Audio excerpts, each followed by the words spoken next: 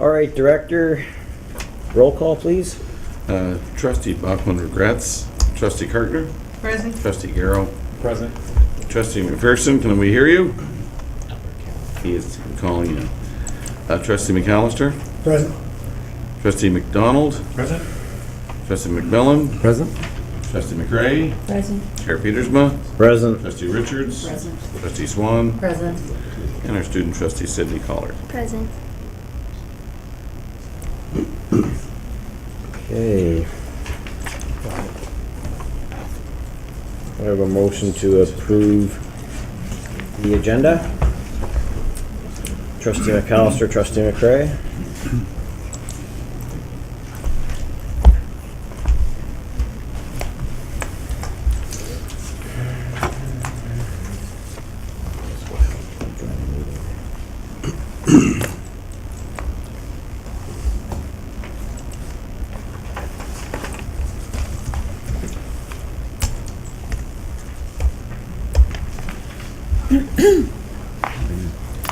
All right, move on to declarations of conflict of interest.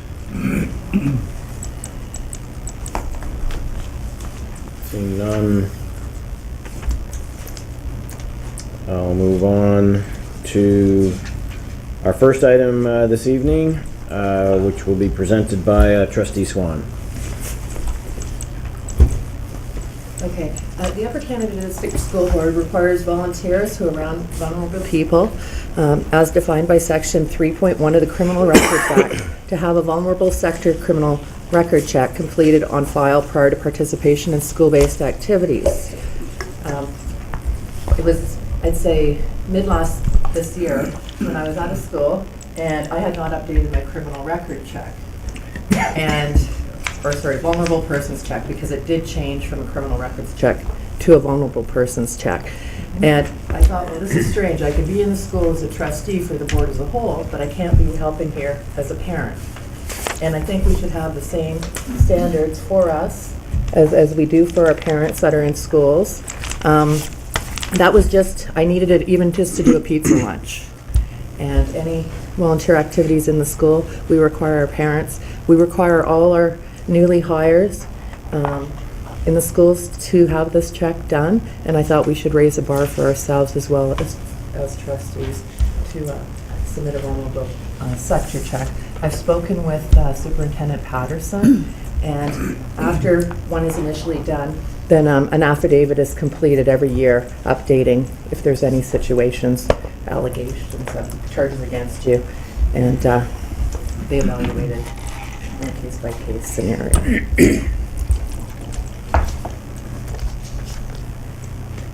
Okay.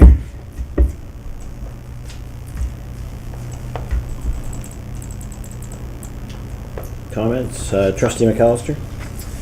Thank you, Chair. I agree with Trustee Swan.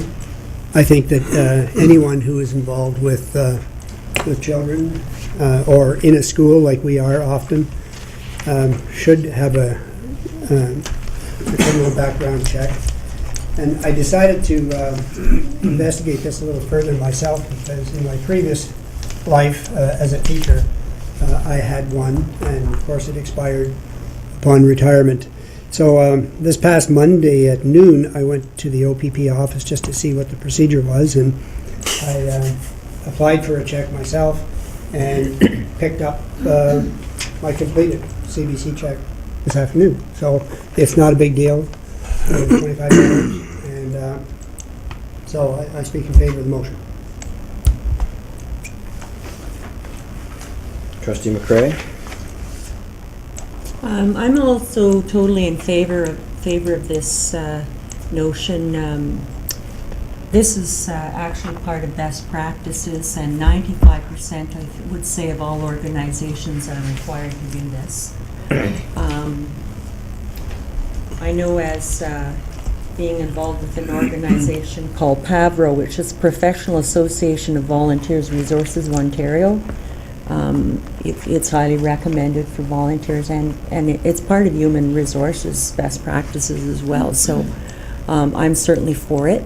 I think that people need to be made aware, because I'm doing this on a daily basis, sending people to have these done, is that there can be up to 6 to 8 week waiting period depending on where you come from.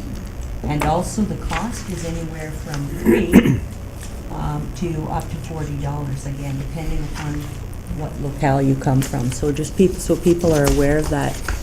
And I guess I just want to be clear on a comment that was made by Trustee Swan, and that was that will this be an annual requirement, or can you just elaborate on that comment again? Well, I would like it to see us have the same procedures in place that we have for our staff. staff. And that's an affidavit they complete, and there's a registry that's already set up, so it's not any more work for the HR department.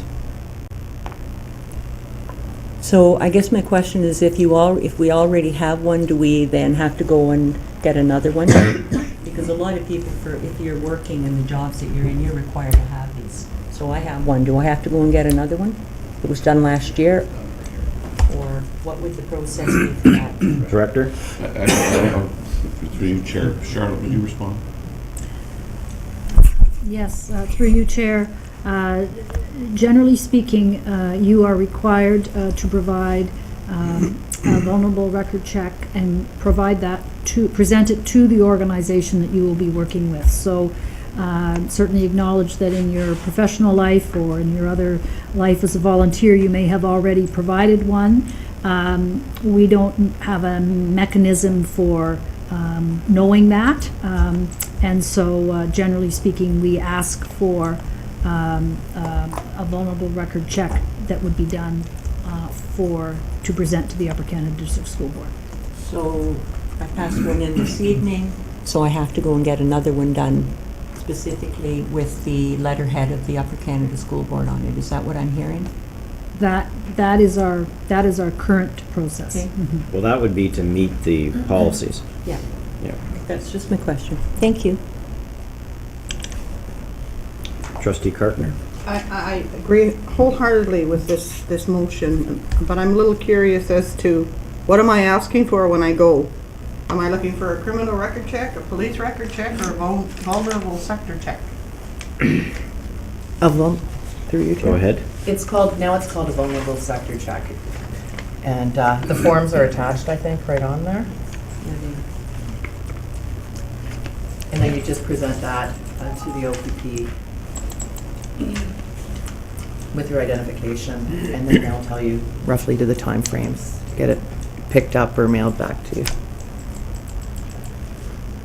Any other comments? Trustee McMillan? Through you, Chair, I'm in favor of it. I know I can relate to what Trustee McAllister was saying. I retired on one date and started with SUNY Potsdam, supervising student teachers in the schools the next day, and had to have a police check. So I've got those, and I presented those to the schools that I was going to. However, it doesn't sound like it falls in line with the policy that we have at the board. I had to present it, even though I presented it to the schools, now I have to present it to the board. Is that what you're saying? Yes. Well, let's not get ahead of ourselves. Right now, we don't have anything. If we okay? did that. Okay. I also think that it'd probably be worthwhile at this point to point out that passing this motion, anybody challenges it's going to be tossed. So we have to think, do we want to create a motion that can be thrown out? Because you cannot require a criminal record check to be a trustee. You can't. What we can do is set an expectation that trustees do complete one, which is fine, but we're going to need to change the wording if we want to isolate it from being thrown out. There's no way as a board we can compel a trustee to a higher standard than what is under the Education Act. The Education Act is very clear on what it sets out you can and can't create expectations for, and criminal record checks isn't in there. I think that before we took this too far, we'd want to get a legal opinion to see what language would be appropriate. Because we could pass it, and there certainly sounds like there's enough interest to pass it, but it would take just a very simple legal objection to overrule it, and then we'd be without the expectation and the policy. So I think we need to think about that side of it too. Trustee McDonald? Thank you, Mr. Chair. I would support that line of thinking as well. I'm not in favor of it based on the information before me. Understanding the Education Act requirements, I am, I guess, in favor in the situation that if we have trustees who perform other duties in schools as volunteers, that they would meet those requirements as volunteers. I think that there are potentially two hats that we may wear, but to conduct our role as trustee is one thing, and to be in the school volunteering is another matter. And I don't know that would allow us the flexibility or the latitude to be a trustee while we're conducting those volunteer activities. So I know we still have that hat 24/7, but it's a little different when you're actually involved in those volunteer activities. Do you have a motion, Mr. Chair? Yep. Moved and seconded? No. I guess before you have that motion, then I would like to present that perhaps we do have an opportunity to receive legal viewpoint from our solicitors on this particular matter, and open to you, Mr. Chair, whether you'd like a motion for that now or not. Take my lead from Trustee Swan as she brought this. What I would suggest is that if we're going to go that route, that we would have two questions that we'd ask. We'd ask whether we could compel anybody wishing to act as a volunteer, a trustee wishing to act as a volunteer. I think that that's probably something you can compel, because I think the language is something like the role of a trustee, and I don't think reading to classic kindergartens would ever be construed as part of the role of a trustee, so I think that we can probably put that language in. But I don't know whether we could extend that and go to language. So the second question would be, to what level can we go to compel a trustee to file a criminal record check? Trustee Swan? Well, I'd like to take this forward in some direction, and if you think that's the direction we have to go. And I'm not just talking about, like, I have children in school and I volunteer in their school. I participate in my schools, my family of schools, in Christmas parades, in concerts. I mean, a lot of us are constantly at the schools. And so if that construes volunteering and can move the bar up, then I'd like to. Okay, if you have a, Charlotte, or, well, maybe somebody else can answer it. So let's just do a test here. So if you were going to a school, let's say you were thinking of September 11th, Remembrance Day, and you are going as say the representative from the Canadian Legion, do you have to have a criminal record check to participate in that event? No. So that's what that would kind of be the line. I think that us attending a graduation I doubt would compel us to have a criminal record check. I think you'd have to be at risk of being alone with children. Director? Chair, you may remember I spoke with a trustee several years ago, got a legal opinion. I was working with a trustee, and I said, when we talked about this, and the fact is that there is a difference between trustee and volunteer in the act that you're involved in. So if you're going in the school to do pizza lunches, that would not be your role as trustee. But if you're going in to represent the Board of Trustees in an official or unofficial event, then you're enrolled. But the moment that you're serving as trustee, Swan has said, as a volunteer in your school, that was the delineation. And so if you have a trustee who's acting as a volunteer, then the principal under the Education Act is compelled to say, get your record check in. If you're in official or unofficial duties, but at the head of the trustee, then you do not. I may remember I shared that with you at the time. Yeah, I was the trustee in question. David and I had a long debate about the appropriateness of asking. I did in the end provide one, but maybe that legal opinion would still hold. I'd have to check that, seeing if I have it. So, Trustee Swan, that would be my recommendation, is that in advance, we can move it to the board meeting. I mean, I think that there's broad enough support of the concept, but let's get the legal stuff checked out first, and then bring it to board, and if the lawyers say, yep, this is the language you should use, this is the scope, then I would say that you should bring it, put the motion on the floor then. Yeah, I'm fine with that. I'd like to bring it forward still. and if the language is stronger so that it's more compelling. I agree with that. Anybody object to that? Trustee McRae, you want to add something? Yeah, I just think that sometimes, and I'm just thinking example right now through you, Chair, for example, organizing these concerts for the Champions for Kids, that the lines can be grayed very easily. You can be 1 minute a trustee, and then the next minute you've got a group of kids on the stage that you're trying to organize. Yep. So I just think in terms of due diligence, we should all have this. And I don't think anybody's- Because I think that you're going to find, it's which hat are you wearing and when? I don't think anybody's arguing with you. Yeah. I think that, but we don't want to create a policy that's just, or a motion that can be just tossed out, or that people can just ignore because we're afraid to challenge it. Right. That's what I'm saying. We have to do something that I think at least is something that we can enforce. Otherwise, who's going to enforce it? If it's not enforceable. Director? You actually answered your own inquiry. The question was, what motivates you to be in the school? And as Trustee McDonald said, what hat are you wearing? And if you continue with the hat of trustee, where you really don't enter the school to do reading or teach a choir or to work in a confined, maybe potentially one-on-one setting with a student, there would probably be no conflict whatsoever. However, if you're for example, you've just described a very intimate thing when you're leading a choir, that would cross the threshold. What motivates you? One is your trustee that motivates you, but the other one is you want this choir to go off the right way. So what motivates you to be in the school is the question. Okay. Is everybody okay with, go ahead, Trustee Garrow. Yeah, through you, Chair. I think that's, I've always touched upon this where we volunteer ourselves in athletics. It's coaching and that, and of course Penn State comes to mind here. But he did. What motivates you to be there? That's always concern. And it has been a concern at many times, because you get people who want to volunteer for those roles in the schools.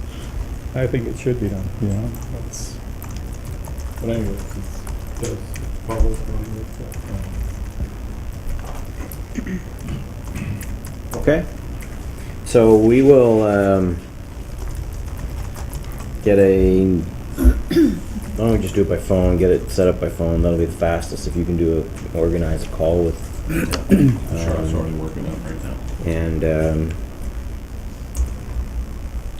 we can ask them to give us that, and we'll have that back for the next board meeting. And we'll go straight to board, and then if it is, that way we can just pass it right away. Charlotte will have that done as quick as a flash. Right. Okay. All right. Thanks, everyone.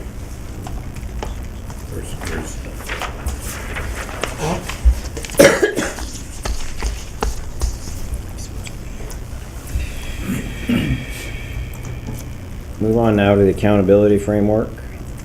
Trustees last May 30th to be exact, we held a special meeting to kick off a process to create a accountability framework. At the time, we passed a motion that asked us to look at the establishment of an accountability framework that would be based on crew. And to get to that point, to have a work group. I have a work group. You see the membership in the report. We've met a couple of times and had numerous conversations and done some reading, and we're coming back tonight to ask that you give us a little bit more time to finish off this. My original timelines were obviously too ambitious. And what's that? We're slow readers.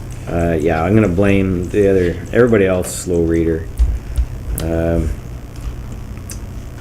You see what we're looking at, the process that we're using, and I would say we're about halfway. So we would be asking two things. One, the initial plan was to limit it to the strategic plan, but in sort of looking at it and discussing it, we figured out that there are elements of our fiduciary responsibility that extends beyond what crew represents, and so we believe that we should expand it beyond that so that we can ensure that we're picking up all the aspects of our role. And we would also like to get an additional till the end of February to complete this.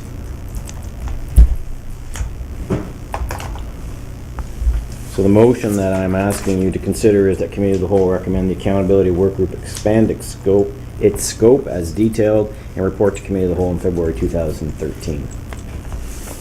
Moved by Trustee McDonald, seconded by Trustee McMillan. Any comments or questions?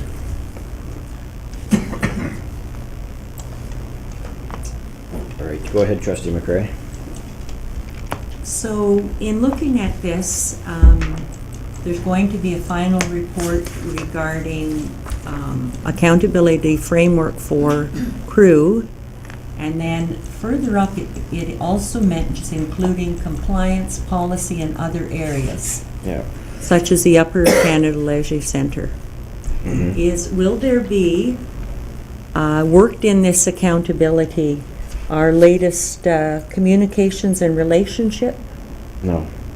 Okay, that won't be included in it. Well, communication is, because it's a main plank in the strategic plan, but that particular piece is part of the strategic plan, and we'll have a different, the purpose of this is not to track every single initiative. The purpose is to track the overall accountability, so things like our budget, our policies, and the strategic plan, but not down to the purpose of this is not to go down to the level of the charters, but rather to look at the overall goals, mission, vision, value statement that comes out of that, and ensure that the strategic plan that's organized by David in response to our direction is actually achieving the results we're looking for.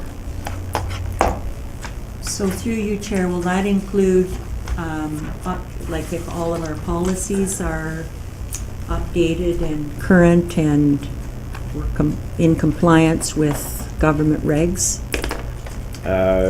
The policy piece would be that, yes, we would have a report that would indicate that we had been reviewed. It would also create some sort of function. My expectation is, and I'm speaking really out of turn because we're not at that point yet to know exactly what it would look like, but I imagine it would also have some sort of review process in there so that we're continually reviewing our policies.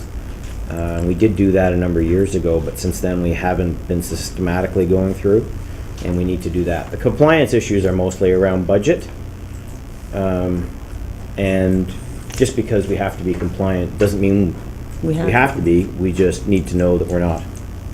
So if we continue to want to not be compliant, say with PPM 150, then obviously we would need to keep bringing that back to ensure that we want to continue to do that. But we as a board should know where we are with compliance. Any other comments?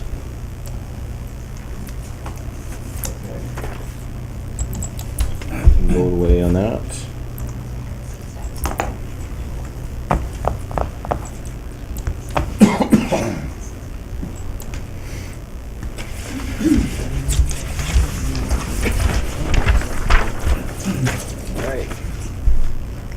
That passes. Thank you, everyone. Okay, the next item on our agenda is grade 7 to 12 Perth Family of Schools. Mr. Dawes, want to say anything to this? You want to talk about it a little bit? Just briefly, if you will, Chair. Thank you. Sure, thank you. The floor is yours. Trustees are aware that this year was the final phase of the Building 2020 rollout with our team discovery schools, namely Carleton Place, Almont, TIS and BCI, Rockland and Athens schools, which started their grade 7 to 12 structures this most recent September.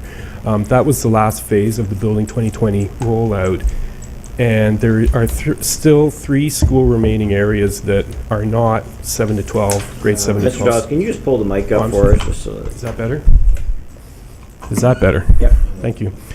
So there are still 3 school remaining areas that are not grade 7 to 12 structures, namely Van Cleek Hill, Smiths Falls Collegiate, and Perth District Collegiate Institute.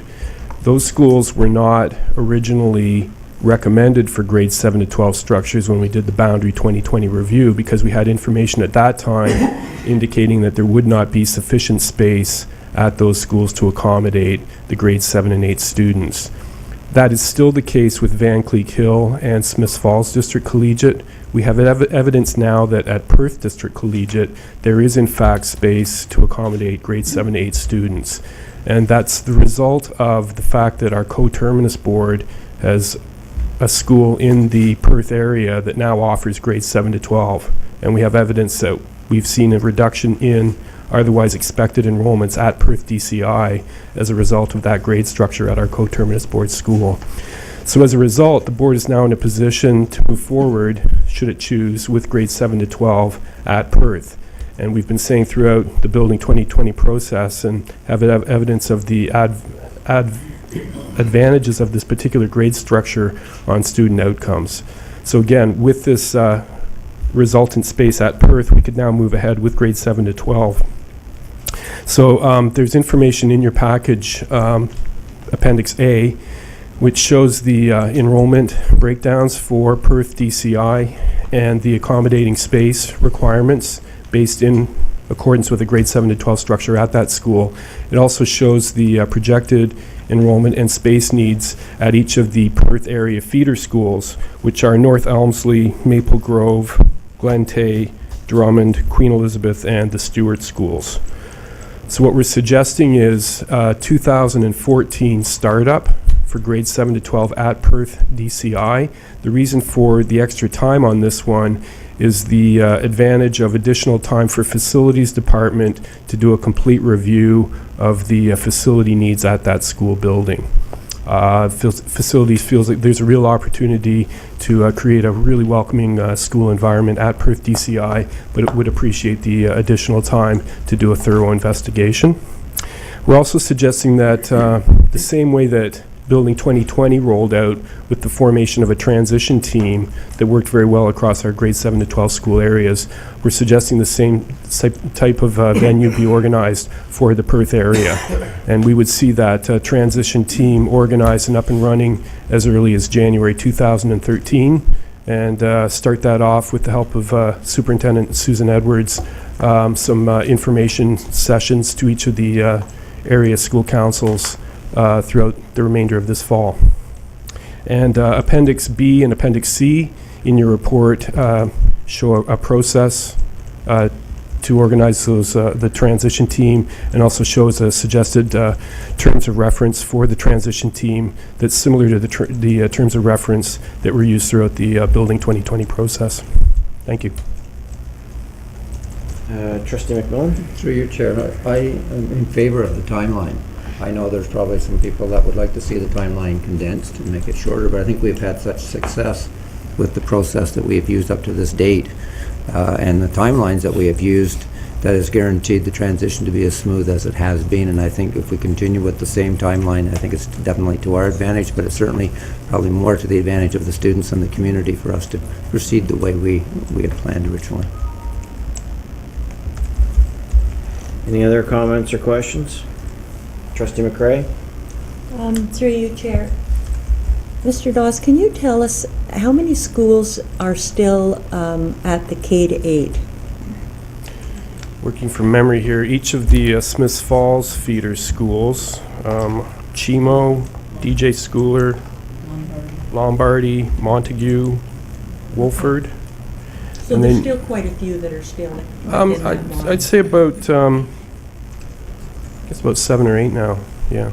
Pleasance Corners is the feeder school for Van Cleek Hill. So are we anticipating this will be the last 7 to 12 within the Upper Canada School Board? Well, we have enrollment projections as far out as 5 or 6 years for each of the 3 remaining schools. I don't see any evidence right now that there would be sufficient space at Van Cleek Hill or at Smiths Falls. Again, we were caught with a bit of a surprise at Perth, because at the time that we did those original projections for the Boundary 2020 process, there was no evidence that there would be a 7 to 12 grade structure at our coterminus board school. Trustee McAllister? If I could offer any experience based on my first 2 years, I've been through it twice there now with the Gananoque family, and the Athens family of schools. And the key, in my opinion, is the transition teams and the response from the transition teams and the personnel, the board personnel response to the transition teams. So in other words, good communication seems to go a long way in assuaging some of the concerns and the problems, and we work our way through them. Any other comments?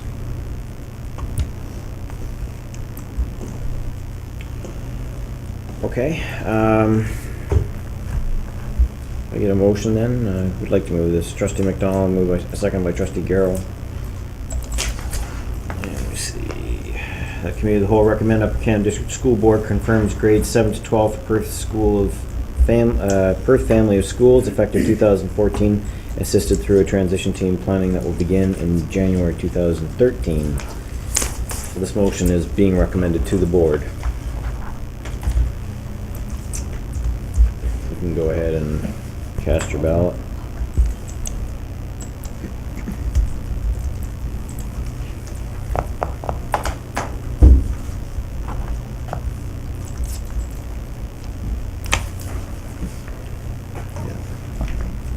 So that passes unanimously. Thanks, everyone. So that'll come to the next board then. Whatever that is, 2 weeks. 14th. Right, we'll move on now to the next item, use of personal devices in the classroom. Trustees, I bring this for you. This has been sort of an ongoing development with our board. I think it's fair to say that our director has championed the how do I want to put this? The wizardification of the board. But more importantly, over the last number of years, we have had, our IT team has made significant upgrades to our system to get us to the point where I think that it's reasonable that we, where it's going to be reasonable for our students to expect that if they were to bring such devices to school, that they would be able to use them. We have rolled out 100% wireless coverage with over 750 access points. We've also completed a high-density system comprising of another 3,000 access points that'll allow staff and students to carry up to 3 devices per person. So we've invested a lot in this infrastructure, and I think it's time now that we establish some clarity. I know in my discussions with trustees and others around the board, students, children, that clarity on the appropriate use, where they can be used, I think would be necessary. In talking to David, he would like some direction from the board in order to begin a process to establish a policy process that would include staff, and students, and our parent involvement committee, I think. Yes. Any comments, questions? Trustee McAllister? It's interesting that this is raised tonight because there was a story in the Recorder and Times today with regard to gadgets in the classroom. And a poll was taken with the following 3 questions. One was a complete ban on gadgets in the schools. The second one was a complete access to electronics in schools. And the third was can be used on school grounds but banned in the classroom.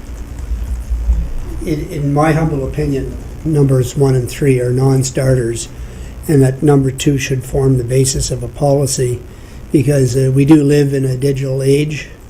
And I think this policy can outline some areas such as etiquette, time and place, focus on learning and research.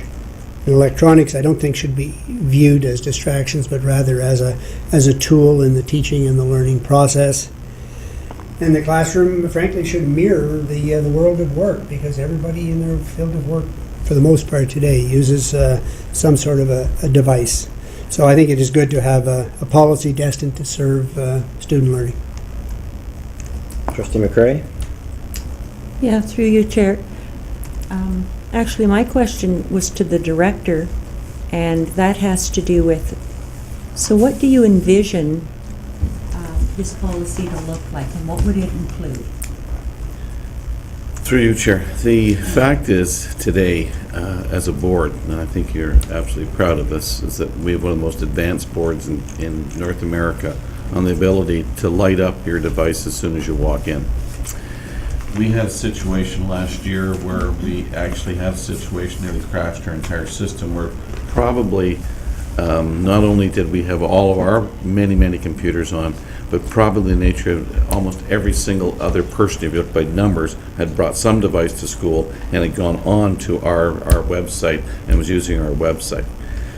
We knew at that particular point that we had to beef the system up, and Greg very articulately painted the picture of how we had to beef up an already robust system, recognizing that at work, as Trustee McAllister said, we have people who come in with their iPad, working with their iPad. We have some people, teachers, who are teaching with 3 devices in front of them, as the chair is tonight, and all of them are wired up to the system, and we knew that as robust as we were, as out there, we had to. The piece that we're starting to understand, though, as robust as that may be, and as candid as Trustee McAllister was, all of our staff share the same opinion. Several of our staff think that they should be locked up in lockers and kept there because it's interfering with engagement and things are going on in the classroom. In the very next classroom in the school, you would have a situation where the teacher would have every single student with their individual device out. They would be doing searches and things that were going on to, as John said, to engage right away quickly and respond quickly.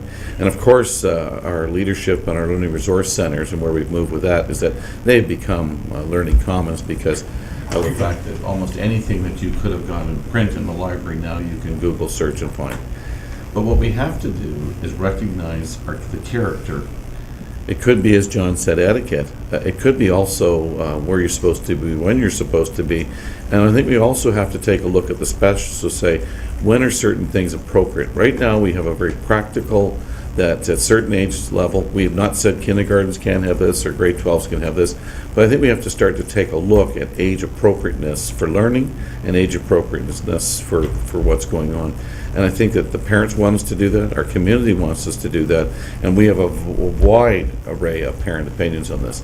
And I think you're going to see us take a look at this. We'll take a look at some expert opinions. But we're going to certainly talk to our students. I believe that some of our students are way ahead of us, and not only in using the devices to get information quickly and turn learning around in a much faster way. I think they're almost ahead in some ways of policing themselves. And then what we have to take a look at is the issues of our social media and the issues of character and how character is related to our social media and what we're going to do. So I think this is going to be I think some of the best learning we ever do is when we're on the edge, and this is cutting edge policy that I think we're going to probably find only a few boards in North America are asking this question. And to me, it's a direct result of the leadership of our IT department, and the vision that they had was that, everywhere, all the time, 24/7, you can be working on your schoolwork. And now what we have to do is deal with some of the order that goes with that. So to make it long story short, I think we have to be looking at some pedagogical issues, but we also have to take a look at probably some issues on age and age appropriateness, and come with a series of policies and then procedures that will unify our school system so that teachers' attitudes towards devices don't pit one another against each other. Trustee McDonald. Thank you, Mr. Chair. When I first discussed this with you and saw this matter here, I thought it was kind of disheartening that we actually had to have a policy about this because of the initiatives that we had about, as Director Thomas said, anywhere, all the time kind of scenario. And then I put some thought into it, and I echo Trustee McAllister's comments. I think, when I thought deeper, the policy certainly helps in those points. And conversations that I've had with parents have been in the way that they've bought their child a small netbook or a small computer because they can type much faster than they can write, only to find out the teacher won't allow them to have it. Parent, as the understanding that, they're not expecting the child to use that computer during test times, they're not expecting it to use it at inappropriate times, just as what we've discussed tonight, and I'm supportive of that. But the disheartening piece is that the teacher didn't embrace the fact that this would engage the child more, would enhance the learning, in fact, make the learning environment even more enjoyable for the student.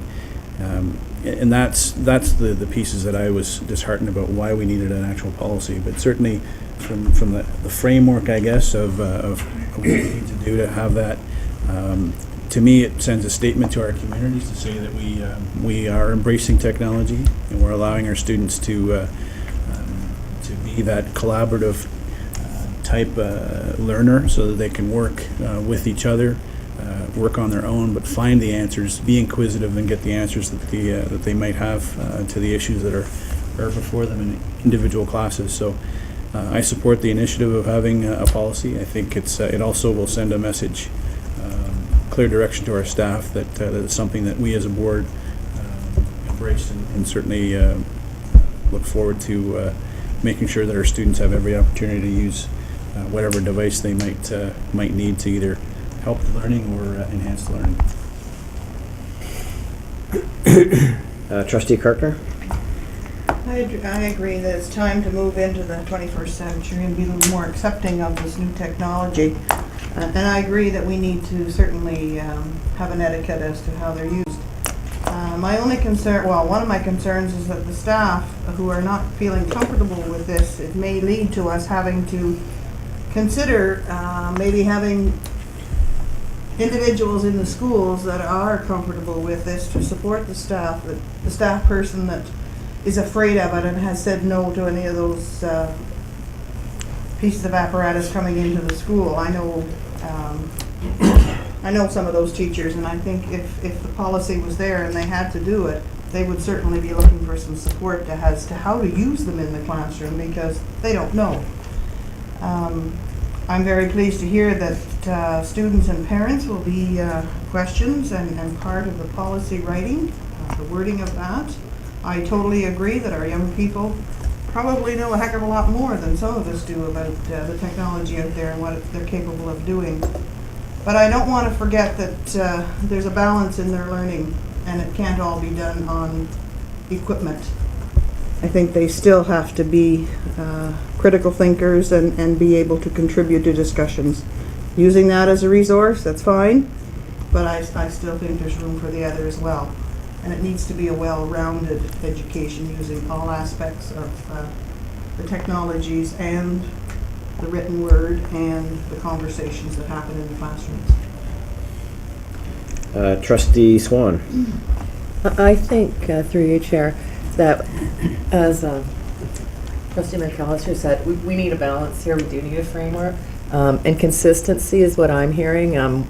Like the director said, I've heard quite a few complaints that in one classroom you can have it, then you have to drop it in a box when you go next door. And I think we need to support our teachers, as Trustee Kartner said. And this will give just having a policy in place will give them support. And it is enforceable. And I'd like it to be all encompassing, because I've heard complaints about, well, they can't take this because it takes pictures. Well, most devices now take pictures. And so I think I'd like to see this policy also encompass the photography aspect of it and what's appropriate, know if they are allowed, not in the bathrooms, for safety and student security, and also encompass Kobo e-readers, even for young children. Trustee McCray? Through you, Chair, I would be interested in what Sydney has to say about this. What do you think about this policy regarding the use of devices? I think really it's just, if you create a policy, it's up to the teachers, it's the teacher's discretion whether they want to use the devices or not, because they feel, I've been speaking to a few teachers in a few schools, and they feel that their students only bring in their devices, and then teachers can see that students will flip up a page of work, and then once the teachers walk away, they'll flip it back down and do whatever it is that they feel like doing on their devices. So there are some teachers who just feel like they don't want that at all, and some feel that they'll use it. And even if there is a policy in place, I know that some teachers just won't allow them in their class anyways. So. Trustee McMillan? Through you, Chair, that takes us to a bigger issue, obviously. One that I think some of us are aware of, but certainly don't like to hear it. I agree with a lot of the trustees around the table that technology is not the answer to education in the 21st century. It is nothing more than a tool, and a tool that is part of the learning experience of our students.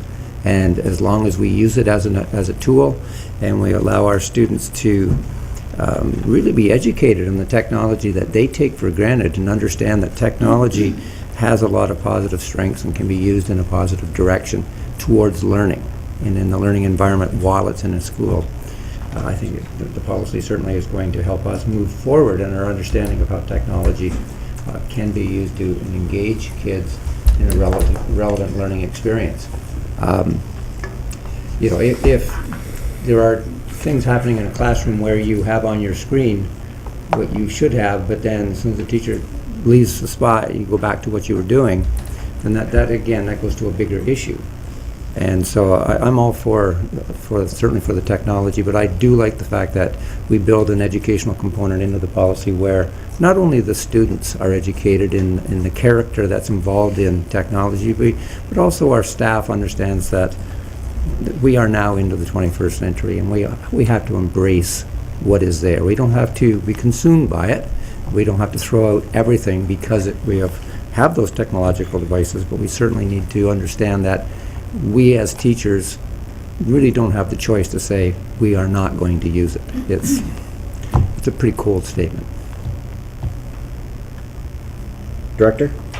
Just a couple of things I think the trustees should be thinking about, and Trustee McMillan took a couple, but let me advance what he was saying further. Sydney answered politely, and what she's talking about is the unengaged learner might be cheating in the classroom, going to their special spot. It's a teacher's duty and their responsibility to engage the learner in the critical concepts of the curriculum that they're doing. And that goes back to what Ian's group is working so hard at, is the culture of the classroom and what's going on in the classroom. And that's not about teaching how to use computers. It's about the thirsting after knowledge and creating the critical questions that consume someone. That they, I got to find the answer for this. But going back to Trustee Swan is right. I think we have to have a balanced, radical, common sense approach to this that will also deal with training, because we're going to have some people who need training, and we're also going to let other people go. The ones who can do as they go out there. And I think we have to recognize this. But another piece we have to recognize, and I don't think we can underestimate what Trustee McAllister was talking about, we have to create some ethical guidelines that will help the teachers feel comfortable with what's going on. You're walking in the mall, whether it's in Cornwall at the mall, or you're in Ottawa at the mall, and you're a teacher and you come across two of your kids, there's proper conduct in how you would treat them. There's a bigger mall now. It's called the social networks, the Facebooks and so forth, and our teachers, like they should be around any of what are on them and so forth, and you come into contact with a kid just like you would in the mall. How do you conduct yourself, what you do, all those important things. That's what our character education program's about. That's what our College of Teachers is calling about. And it's also for our custodians, it's also for our EAs, it's also for us. How do we maneuver in the reality of this new world? And we'll be looking for direction. I think some of our staff are looking for hard this and hard that. I think what we're going to come down with some radical common sense that says, we have rules about driving the car, we have rules about moving, and what we're going to do, create something that makes sense, that would be similar to your walk in a mall. That this is what you're going to do, and it's the same type of attitude you take towards your students there. For example, if you came across a couple of kids on Facebook that were doing something inappropriate, and they knew you saw it and you looked the other way, I'm not so sure that's appropriate. I think if you were in the mall and you saw two kids putting graffiti up on the wall and you looked the other way, I don't think that's appropriate. I think what we have to look for here is things that reflect the values of our community, and also go back to what Trustee McMillan was saying, is the consumed learner who's going after something, is, as Sydney has said, they aren't flicking their pages back and forth, they're engaged in what they're going to do. When someone is disengaged, not really consumed by what's being presented to them, it used to be we chatted or passed notes. Well, the notes we pass now are different. And as adults, we know now. I know in this, when we have meetings here and things are sitting here and I'm perhaps wandering off, I'll have the other end of the table say, David, remember this policy. These guys here are twigging me on to remember. And very often Ian will say, you know, remember this, David, whatever. And that's to keep me alert. And I think it's very, very appropriate. Now, if Ian's giving me the update on the Maple Leafs game, I'm not sure how appropriate that is. I don't really care for the Leafs, so I'll just pick the Canadians as we go through. But I think we have to look at this will be as much common sense as possible, and something that our public agrees to, our teachers understand, our custodians understand, we understand. And I don't think we should be racing too fast. By the same token, we're out ahead of most of the people on this one, most of the boards. Trustee Garrow? Yeah, through you, Chair. I think, Dave, what you touched upon is really real, and a number of people have stated about character building in this, and I think that that's something that has to be really emphasized, is really building the character. You know, it's not only education, but it's also the character. There has to be certain rules that have to apply, and the students themselves, you know, should be discussing it and bringing that forward. What is appropriate and what isn't? Because right now you see so much of the bullying, cyberbullying that goes on too, and it's completely negative side of that. And I think that to engage students, the classroom itself, I see as a small community in that, and trying to get everybody working towards that, understanding what is appropriate and working forwards. And I have to applaud. Why not? Why not do it? And trying to elicit, I guess, comments from all people that are involved. Is a good way to go.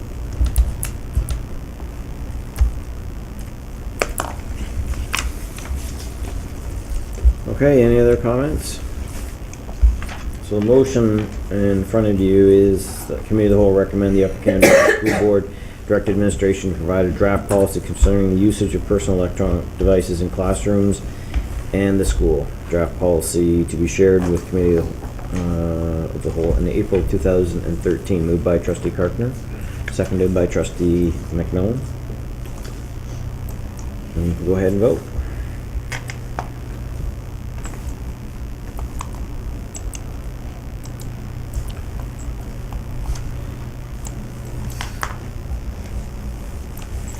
Trustee Swan. Excellent. Thanks, everyone. That passes. Unanimously.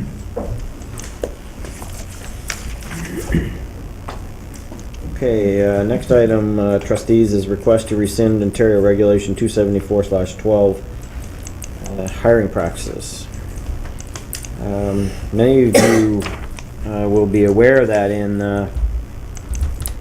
late August, in the original draft of Bill 115, the minister had two provisions which she subsequently removed when she realized she couldn't get it passed, the bill passed. One of them was a concept that she introduced to have the hiring of LTO and other staff based on a seniority list of our occasional teachers. That caught a lot of people off guard, as there was no discussion of this prior to this and prior to the summertime. And she cited some discussions that she apparently had where teachers said that there were problems and boards were not hiring fairly. And I believe the term she used that it bordered on being nepotism, I think is the term she used. We don't have that problem. Our hiring practices are by our policies, are by the law, and I believe that are done in a fair and transparent way. So it was a little shocking when this was being forced on us to adapt our hiring practices to match something or to fix a problem that didn't exist. She has subsequently not provided any data other than her anecdotal evidence to back up the fact that this needed to be changed. Several boards around the province have highlighted the dangers and problems with this piece of regulation, in that it will not necessarily put the best teachers in front of our students.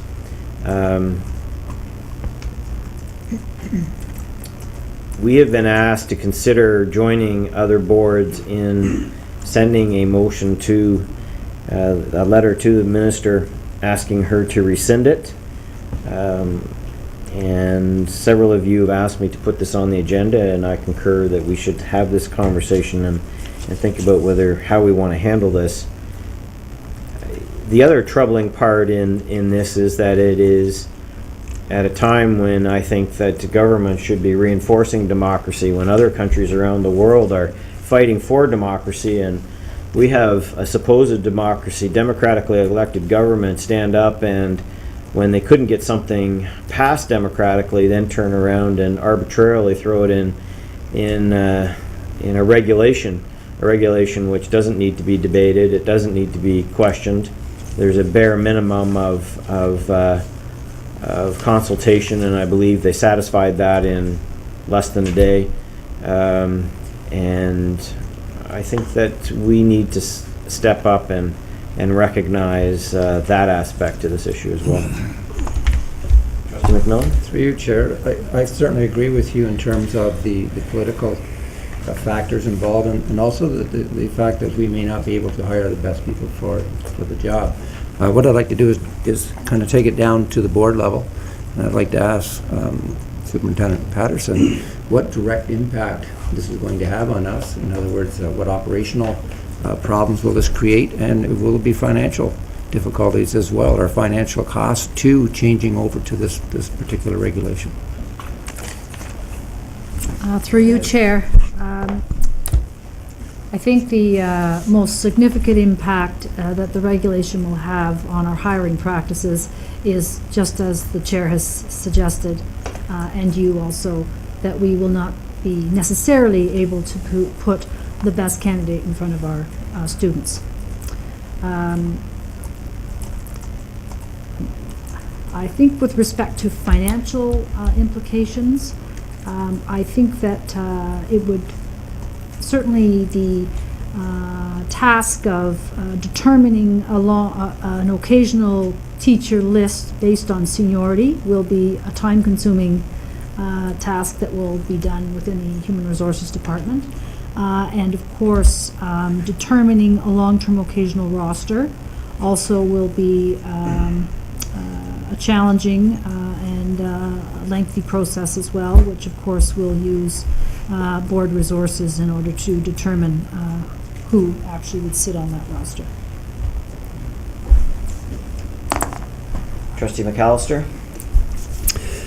Thank you, Chair. I'd like to join in the conversation, and you'll have to pardon me for being perhaps a little bit lengthy here, but I come to the issue as a retired teacher and as a former occasional teacher. This regulation requires boards to establish a roster of occasional teachers ranked by seniority, and to use that list when hiring both long-term occasionals and short-term teaching positions.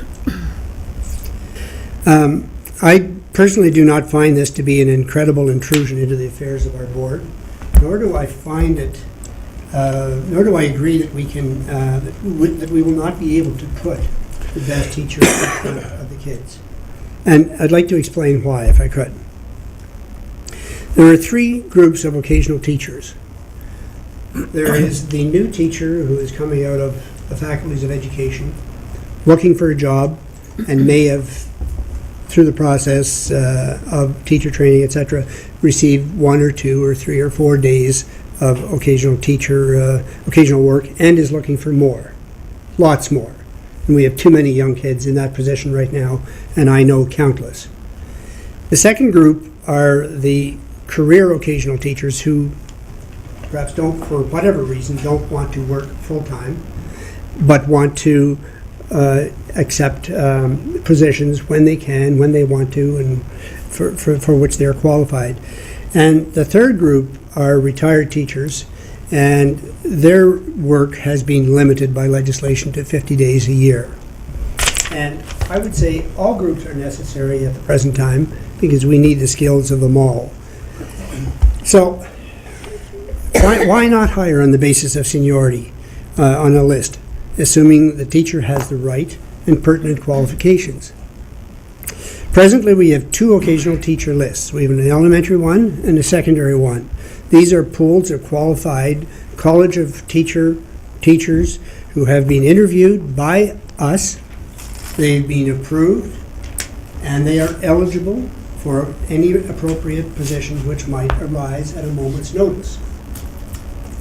These young teachers are waiting. Some of them have been waiting for 4 and 5 and 6 years to get their foot in the door. And I find that abominable, but nevertheless, they have a number of days under their belt, and they have worked well as short or long-term occasionals. And if they are deemed questionable, if their performance is not satisfactory, then I suggest that it is up to our HR department and the principals involved to subject them to a performance review and due process. And if unacceptable, to get rid of them. If not, they're on the list because they're qualified, they've done a good job, they have a history with us, they work well. And why should a young teacher on our list for a long time not receive priority over someone from outside the list and outside the board who just happens to apply and who may appear to be more appealing to the principal or to whomever? If our occasional teachers lack the qualifications required for a specific position, then I believe the collective agreements presently allow for hiring outside the list. So I'm suggesting strongly that this is not a very significant regulation, and I urge you to not support this particular motion. I think there are many more lamentable features of Bill 115 that we should be objecting to, rather than this one. So, thank you for listening to me. Trustee McDonald? Thank you. You may want to write this down. I agree. Trustee McAllister. Again. Yeah. Nice. Set a record here today. Is that the mix now coming together? Yeah, exactly, yeah. No, when I first read this and I looked at this, I thought the same thing. I think there's an opportunity for us to deal with those occasional teachers,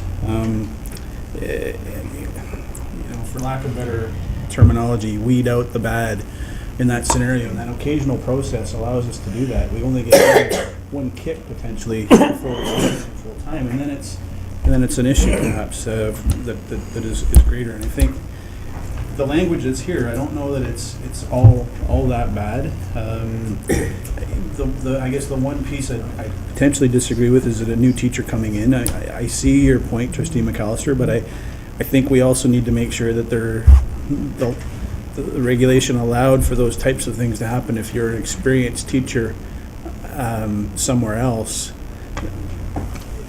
full-time, why would you want to leave one board geographically? You might be leaving because of family commitments or those kinds of things. You would be have to go through the process of becoming an occasional teacher and working through that system. So you could have 20 years under your belt as a teacher. So those exceptions, I think we need to, work out whether this is a regulation that stays and we can potentially tweak it. But I'm not so certain that, and this is something that Trustee Howard Goodman from Toronto and the Toronto board thought that was going to impose in there, right? So I don't know. I don't necessarily agree with everything Toronto says or does. And this is certainly one of those ones that I don't agree with. I don't see too much of an issue with the way this is worded for us right now, unless I'm missing something from an HR perspective that may cause some ramifications to us as a board. Trustee Carpenter? I have to agree somewhat with what trustee McDonald and McAllister have said.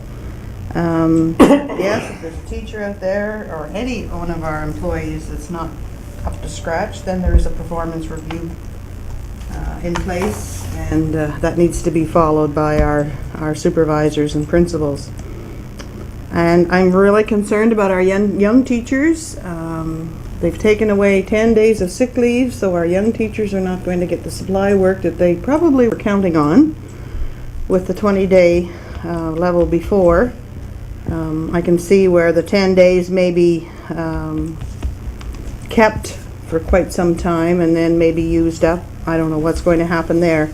But I am concerned that our young teachers who have come out of college, universities 1, 2, 3, 4, 5, 6 years ago and still don't have permanent jobs, that they are going to be overlooked because the occasional teachers would have to be on a seniority list, and I don't agree with that aspect of it. So for that reason, I would agree to a letter being written. But some of the other things that were said aren't addressed in any kind of policy that has been, or regulation that has been given by the minister. So I'm in between on this one, but I am concerned about our young teachers. Trustee McCray? Through you, Chair. Now that we've heard the comments from Trustee McAllister, McDonald, and Holtner, I'd be interested in a response from our human resource person, Charlotte Patterson, regarding their comments. Because originally you had said that, you know, there were concerns regarding this seniority. So, I mean, the way I look at it is you and your staff, you have to, in human resources, you have to live with this. So what are the barriers? What are the... Superintendent Patterson? Through you, Chair, I think perhaps one of the most significant ramifications would be that should a principal wish to hire an external candidate who is experienced, well-regarded, comes to us from perhaps another board, that opportunity would not be afforded to that principal, that school, those students. It would be, I would say, one of the few employee groups where in a public school board we don't have that latitude to seek out the best candidate for a job. If you think about our IT department, our roster of superintendents, our principals, we are in a position in the Upper Canada Board, as with many other boards in the province, where we can hire the very best candidate that we are able to secure. And we have that now in our current hiring practices for teachers, both elementary and secondary. We do give consideration to our occasional lists when we're hiring, and that in fact is in our collective agreements. But we still have the latitude in order to look beyond our borders and so consider external candidates as well. And this legislation provides for that, but obviously provides for it at the very end of a lengthy process where we consider our teachers, our occasional teachers, by seniority and, of course, qualification. Go ahead, Trustee McCray. So through you, Chair, how often do we do these performance appraisals? For our occasional teachers, we conduct performance appraisals on an as-needs basis. We don't have a formal schedule of appraisal for our 650 elementary occasional teachers and our 300 secondary occasional teachers. As you know, for our permanent teachers, they run through a three-year cycle for their teacher performance appraisal. Is the performance appraisal for an occasional as prescriptive as it is for a regular teacher? It is not as prescriptive, it is not lengthy, it was designed in-house and has not been fully utilized throughout the board. That being said, we often have principals who document the performance, both positively and negatively, of the occasional teachers in their school, and that information is available to us as well. And the time that it would take to complete the process that you have? It would be based on one classroom visit and other subsequent observations throughout the school day, or it could be someone who's in the school for a long-term position or a 2 or 3 weeks. So it could be observations throughout, but a formal visit to a classroom as well. If I could just add, the appraisal that's referenced in the regulation is a ministry appraisal that will be provided to us. We haven't received it at this point. It will be provided to us, and as I understand it, there will be opportunity to modify that locally to suit the local context of the board.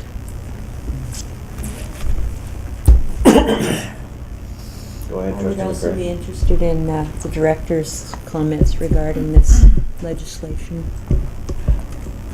Regulation, I should say.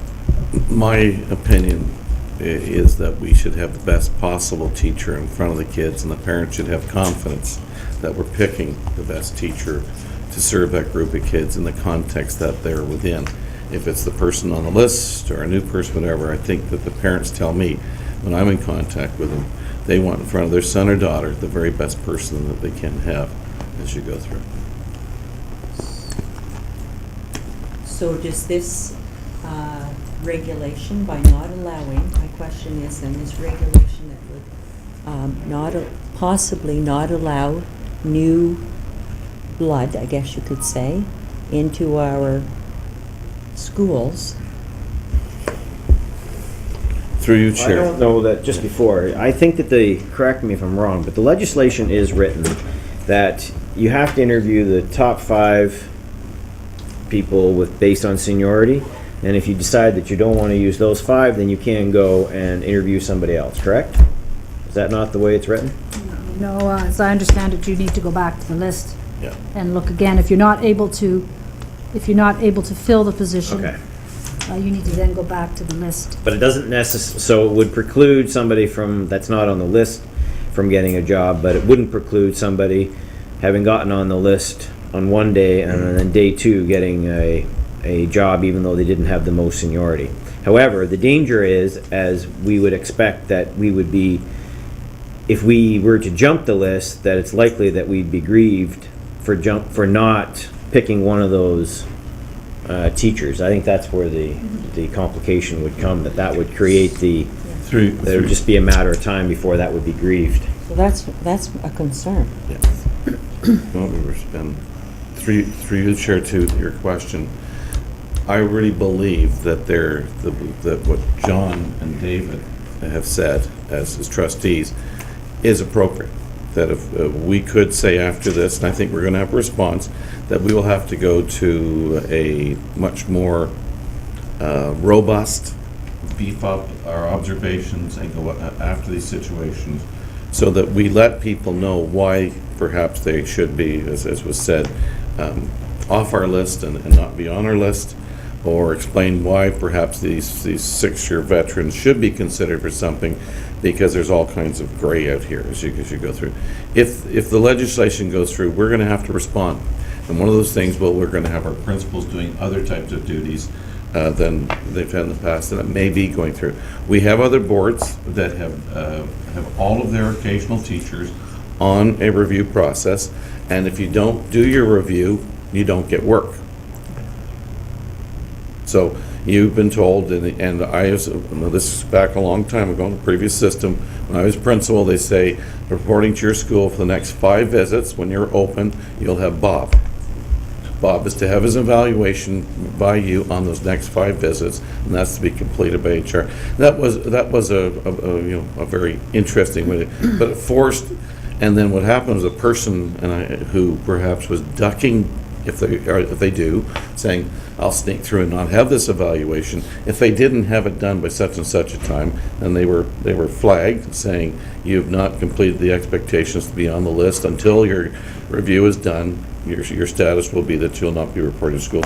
And those persons would go off to other boards of education to do their thing. So there is a way that we can do this, but it will consume energy and time for the principals and for HR, because we don't have people on our staff to collect those right now, because this is a process then to collect them. You're going to have a process to have a process to organize the 650 people into when they're being done, and it can be done. You have to direct us as to where you want us to spend our energy through the policies that we create to serve this. Trustee McAllister? Chairman, may I make 3 pertinent points to this discussion? One is that our young teachers who are on the list, they want a performance appraisal, because it is a document in which they can put into their curriculum vitae as proof that they have successfully completed an assignment. So they want performance appraisals. The second thing is that certainly I couldn't agree more that we want the best teacher in front of the classroom. But if we can't get that best teacher from our pool that we have organized and we have interviewed, it doesn't say much for our pool, nor does it say much for our interviewing and our process. And I think the director alluded to the fact that it needs to be beefed up, perhaps. The third thing is that young teachers who are getting on the list are making a commitment to our board. They're saying, I'm ready to work for you. At a moment's notice, call me at 6, call me at 7, I'll be there. And I think we in turn have an obligation and a commitment to them. And that's one of the reasons, or some of the reasons why I'm against this particular letter.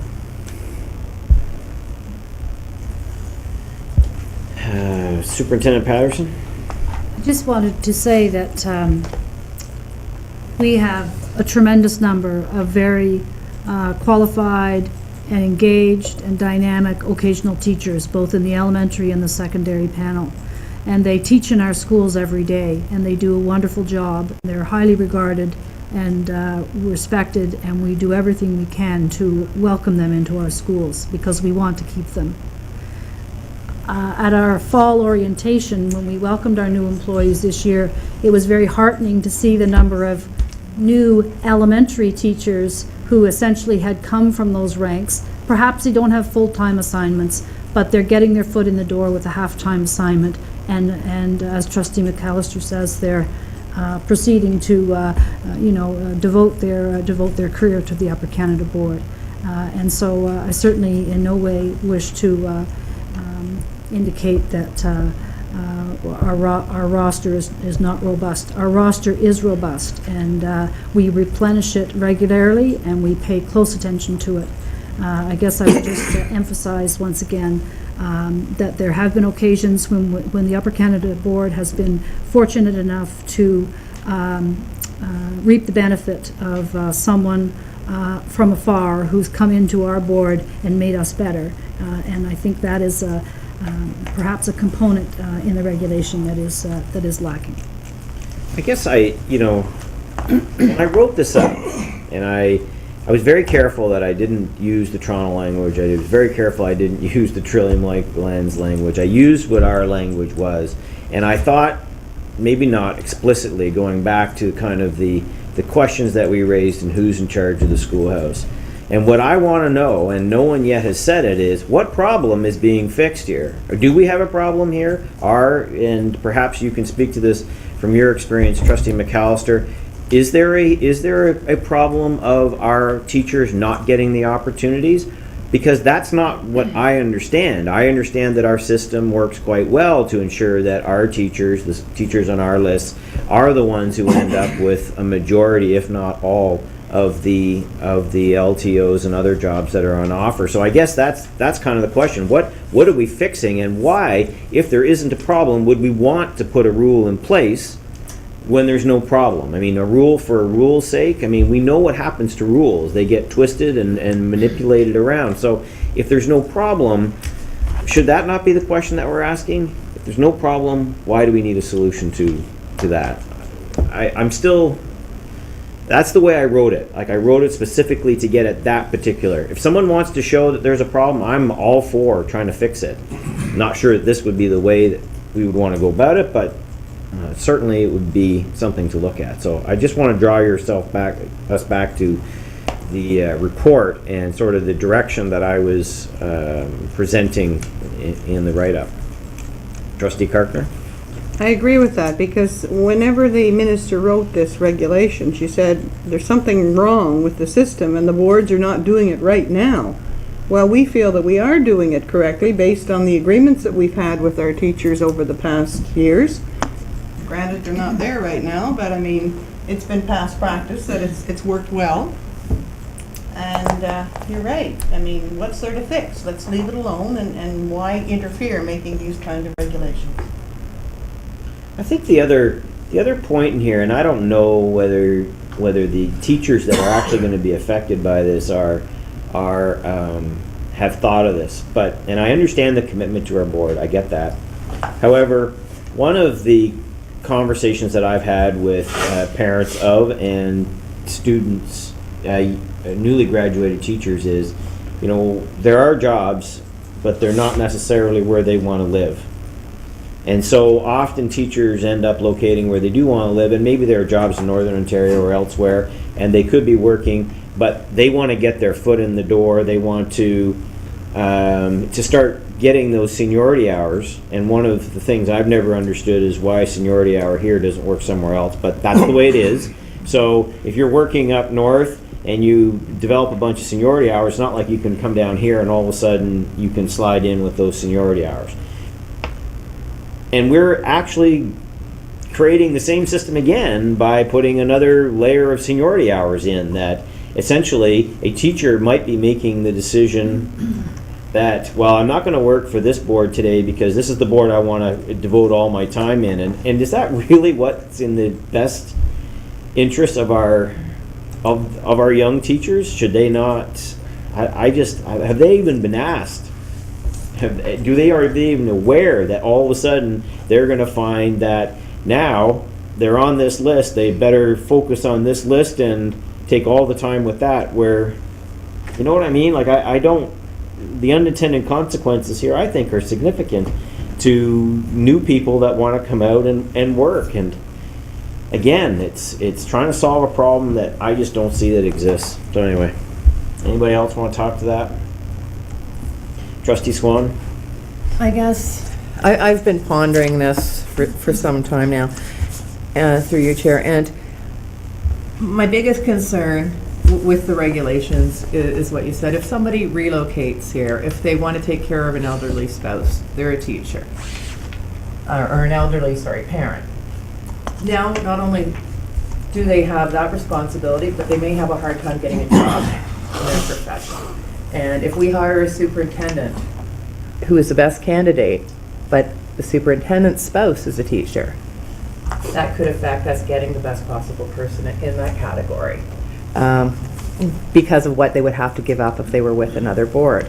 That said, I have heard of a perception of nepotism with this board in hiring. And I'd like to see a bit more. I've talked to Superintendent Patterson about just our practices.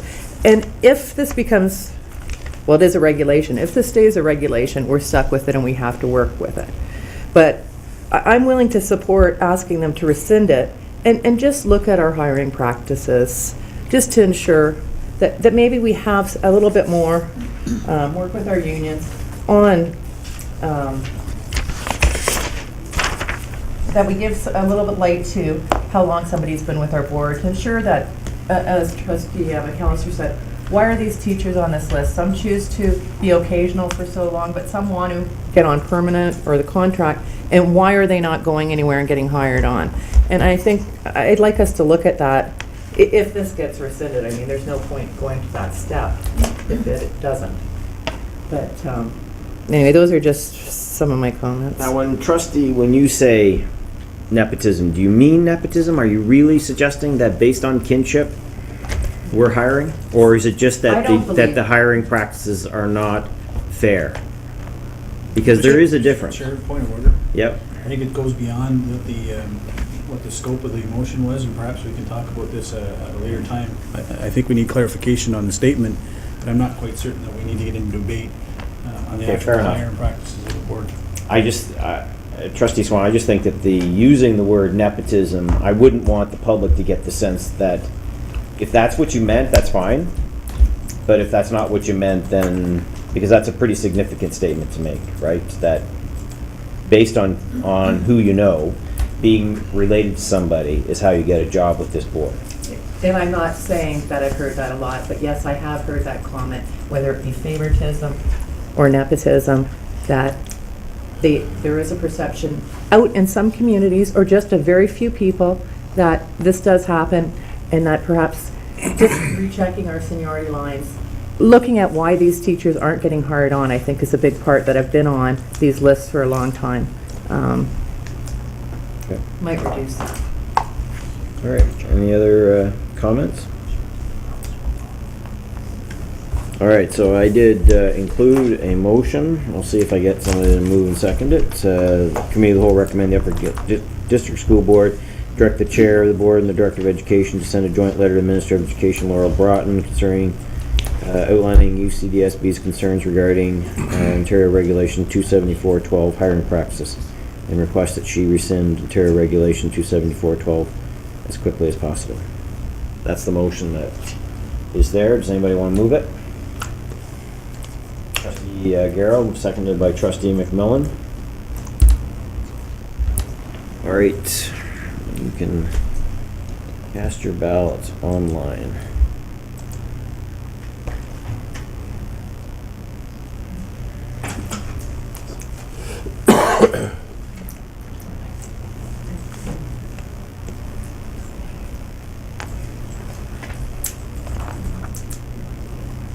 Okay, that passes. 2 opposed. Thank you. I'm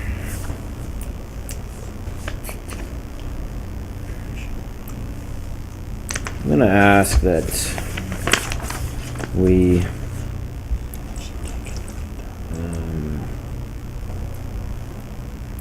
can change the bylaws temporarily.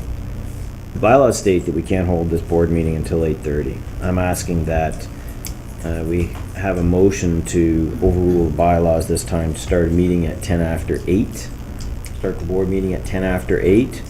I forget the tolerance. I don't know whether I need I know I need at least 2/3 of the votes for that.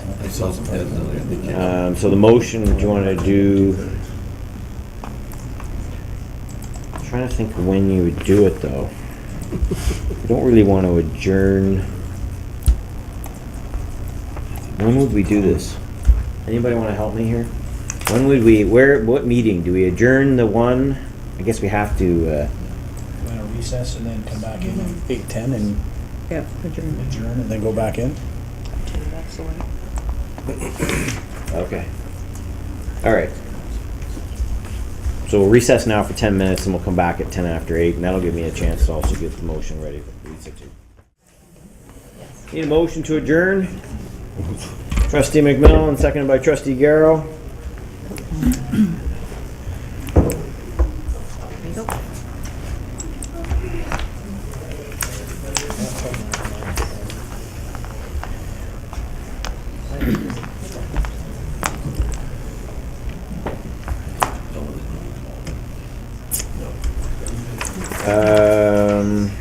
I'm assuming Kirkner, McCray, and Swan are all in favor?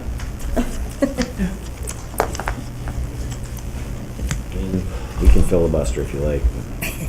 I just can't get in. All right. Yeah. That passes. So now move on to our board meeting, and I'm going to call this meeting to order, and on a point of order, point out that a board meeting is to start at 8:30. So I would like to, someone to propose a motion that suspends the rules requiring the board meeting to begin at 8:30. Moved by trustee McDonald, seconded by trustee Richards. Are there any questions, comments? All in favor?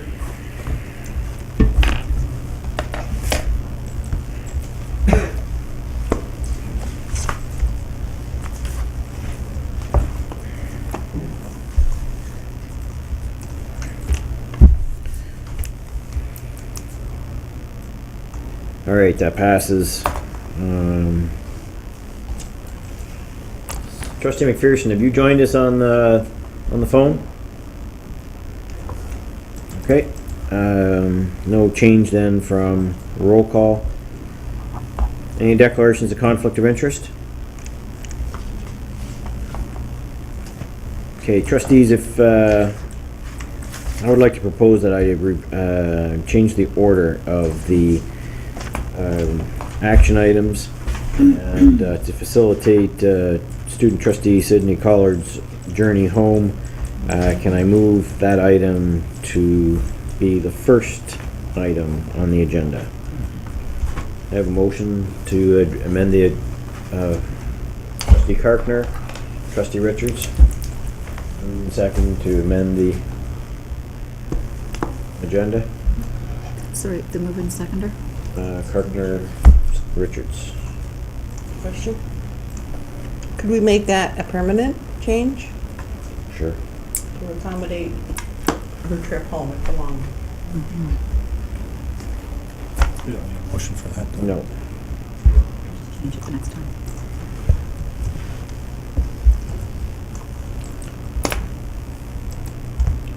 I think we're going to just permanently move the board meeting to be the first part of the meeting. Doesn't seem to be serving any useful purpose to have it stuck halfway between, so.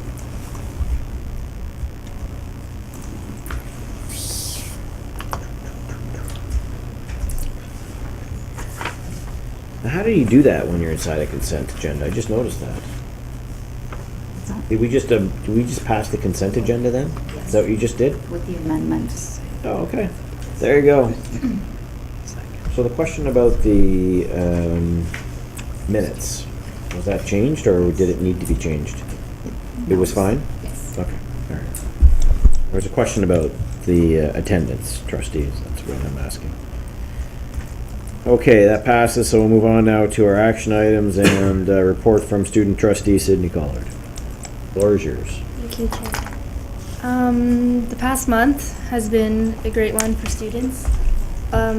I've heard reports from a lot of schools that they're flooded with students wanting to join student council and empowered student programs, and Link Crew as well. Great. I've had a lot of questions from teachers and students as well on how to accommodate students who can't attend student council meetings at lunch because of sports or other arrangements that they have. And a lot of schools are putting in place a drop box, they call it, for suggestions from other students for student council and Link Crew as well, for students who weren't able to be Link Crew leaders because of courses that they have that fill that spot. So guidance counselors are coming up with a drop box for suggestions on how to better their schools. The first Student Senate meeting was hosted in Kentville on October 12th. It was a huge success. The senators from all the schools are really interested in learning and sharing their ideas with other students from the Senate and myself to report to board. We've created a closed and private Facebook group in order to keep in touch with each other in between meetings because there are only 4 throughout the year. We've exchanged email addresses, and I'm getting a lot of great feedback from all the senators and their schools. I've recently visited Rockland High School, Vanklekill Collegiate Institute, and of course Glengarry District High School, and spoke with their principals and student council members. to see what they want to see in their schools this year, and anything that they wanted the board to know. I haven't really heard much from these schools other than they're all really excited about the Link Crew. That's all I've been hearing about. I plan to try to visit each school to speak with their student council members and the principals as well. Tomorrow I'm off to Toronto for the Ontario Student Trustee Association Fall General Meeting, and that'll be all weekend. Tomorrow there's also the Link Crew Leader Workshop at the General Vanier Building in Cornwall, and most of the Link Crew leaders from every school should be there, and we're all really excited for the leadership skill building activities. On a more personal note, last year's student trustee Jacob Howe is doing fantastic. Unfortunately, Bree Frazier from Brockville Collegiate Institute couldn't be here tonight. She sends her warm regards. She has been elected as this year's student trustee protege within the Student Senate. I've had a chance to speak with her. She's very dedicated, organized, and focused, and I have no doubt that she's going to do a great job. Great report. Nice report. Thank you very much. I know Trustee Kartner and I were at the Student Senate, and on a personal note, I want to compliment you on setting an excellent tone for that meeting. It's a great experience, and any trustees that have a chance to come to that, you should, to see the energy that's in the room. There's so many good things happening in our schools, and the kids don't mind sharing it. But that meeting's success is on two levels. One is the engagement of all the students, senators, but it's also set by you and your role as the leader in that process, and I want to compliment you on a job well done. Thank you. Any other comments or questions? Trustee Karpner? I echo Trustee McMillan's comments, and I was most impressed when I was sitting at a table with the students during discussion time, I in no way stopped their conversation. They were very open and honest and free to let it flow, so it was fantastic. And I think they appreciated the fact that trustees were present. And your leadership was superb. Thank you. Any other comments or questions? All right, thank you, Student Trustee Collard, and if you wish, you can make your way home. Do that. I need help with the computer. Nice try. Did I tell you that later on in the agenda we have a motion to reduce your salary by? Yeah, I'll stay. That's a regulation. Oh, okay. That's all right. All right, move on now to a report from Committee of the Whole, public session. October 10th. Any comments or questions?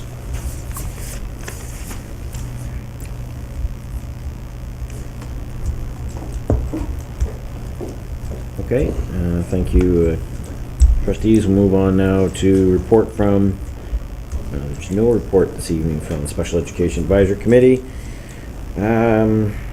Move on now to our report from the Ontario Public School Board Association. Give the floor to our director, Second Vice David McDonald. Thank you, Mr. Chair. I'll concentrate the first part of the report on the Board of Directors meeting that was conducted at the end of September.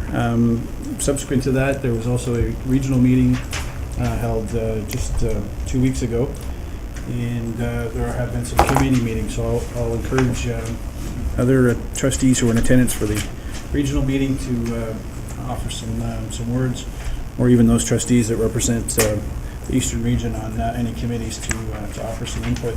At the Board of Directors meeting, we had to conduct a general meeting. As you are aware, our president resigned sometime over the period of summer to run for the member of provincial parliament position in Waterloo.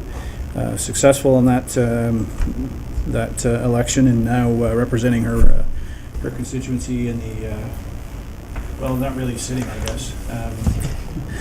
in the provincial parliament, but representing her constituency just the same as an NDP representative.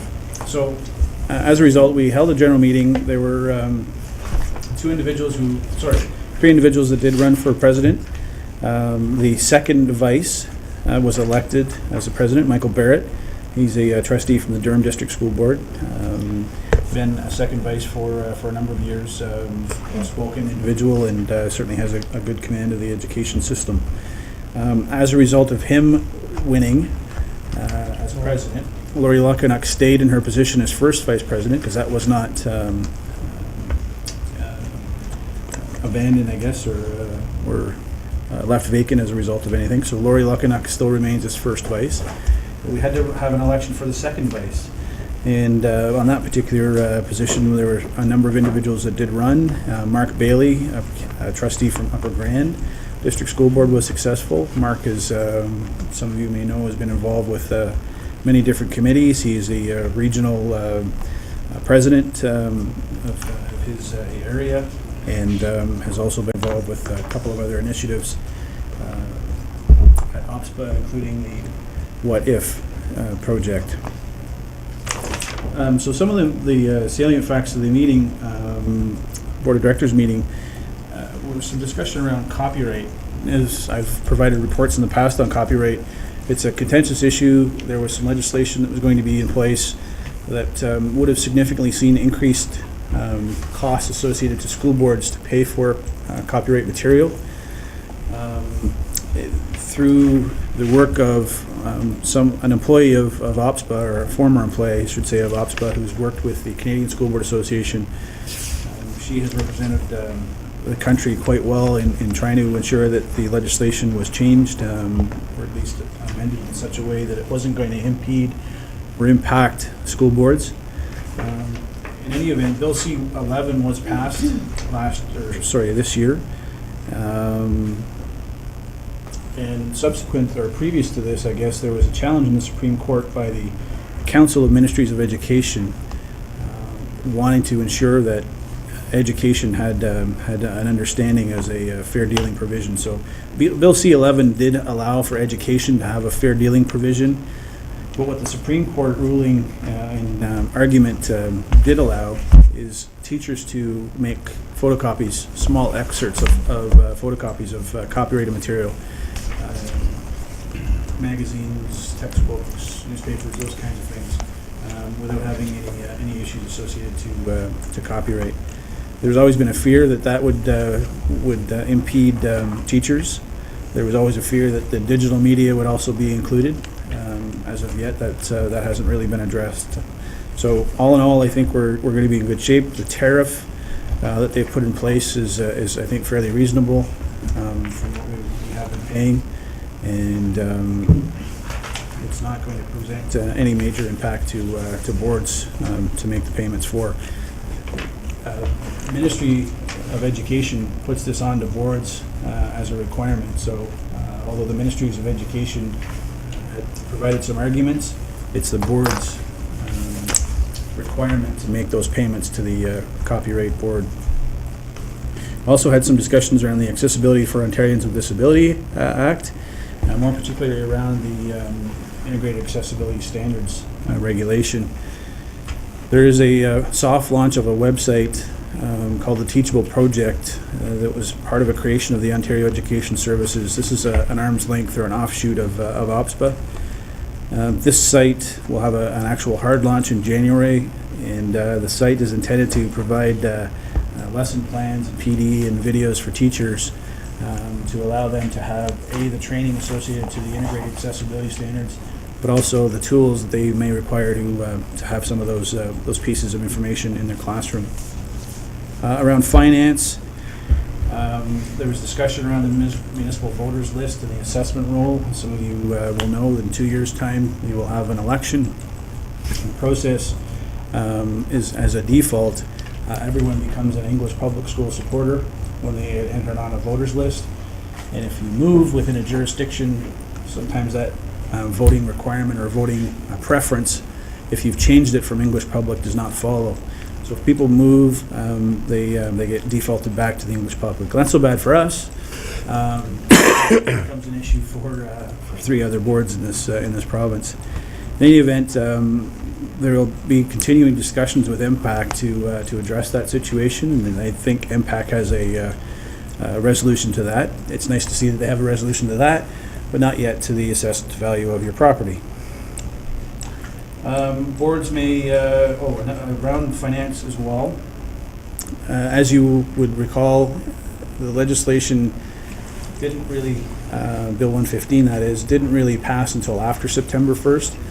So there was an opportunity for staff to have movement on the grid, because that was a requirement for us to continue on with that legislation. However, retroactively drew that back. So boards will have to reconcile their payroll and ensure that individuals who may have received increases on the grid are brought back into line with the legislation. There are some other ramifications to that, a timeline of how to do that, and I don't really get into those periods now, but I believe and I understand that our administration is aware of these requirements, and that staff will be dealt with accordingly. It can't be taken back in one lump sum, essentially what it is. There were some minor discussions on amalgamation, not a lot of discussion associated to that. Right now, it looks like throughout the province, most of the discussions among boards are among Catholic boards at this point, where amalgamations are being talked about. Also, Ministry B Memo B14 was sent out, and this requires boards to approve revised estimates by December 14th, and we will have potentially some new numbers associated to what we passed as a budget back in June because of the legislative requirements that were done through Bill 115.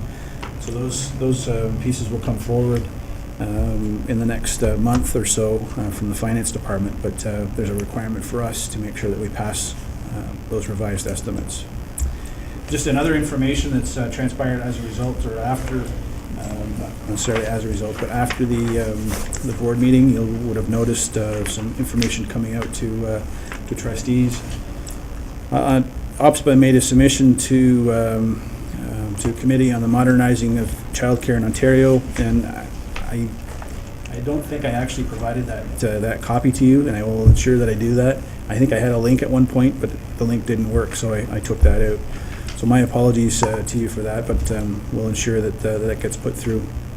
So the submission to the Ministry of Education discussion paper includes 5 key areas for action over the next 3 years, and OPSPA will continue to discuss with the ministry and other members of the Early Learning and Child Care Advisory Group on that process.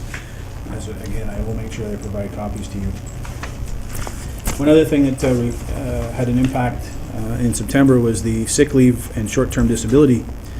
October 10th, the ministry issued another B memo, B15, dealing with the sick leave provisions. When the information came forward, originally there was an opportunity that if a staff person was off greater than 10 days, they were only entitled without adjudication.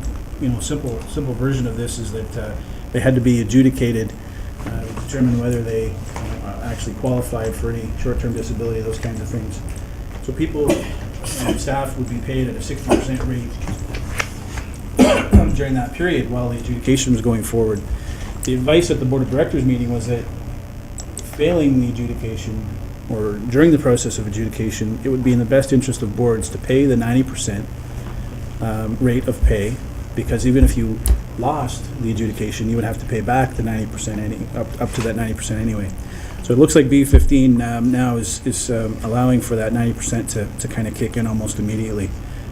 So that's just a bit of a slight extra, I guess, for staff who may be off for that greater than 10-day period. And just moving forward, dates to remember: November 30th and December 1st to the next Board of Directors meeting. January 31st and February 2nd is the Public Education Symposium in Toronto, and I'm sure that information will come out fairly soon to trustees. If you're interested in that, register as soon as possible through our our board resources and make sure that we can take advantage of some of the early bird specials.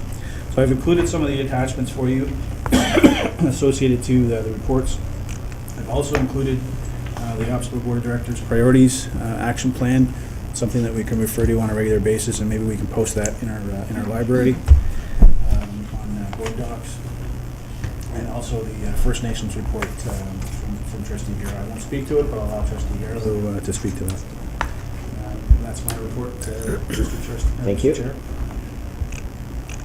You want to add something, Yeah, just Trustee Garrow? a few things. Thank you, Chair. And thank you, Trustee McDonald, who were both riding together, so we were able to rehearse this whole thing. But we did have our First Nations directors, I guess our First Nations trustees meeting in Toronto on August 29th and 30th. And we had 14 out of the 26 trustees attend. And I mentioned at the Board of Directors meeting that 6 years ago, there were probably 3 or 4 of us that would attend regularly these meetings, but now we're up to 14.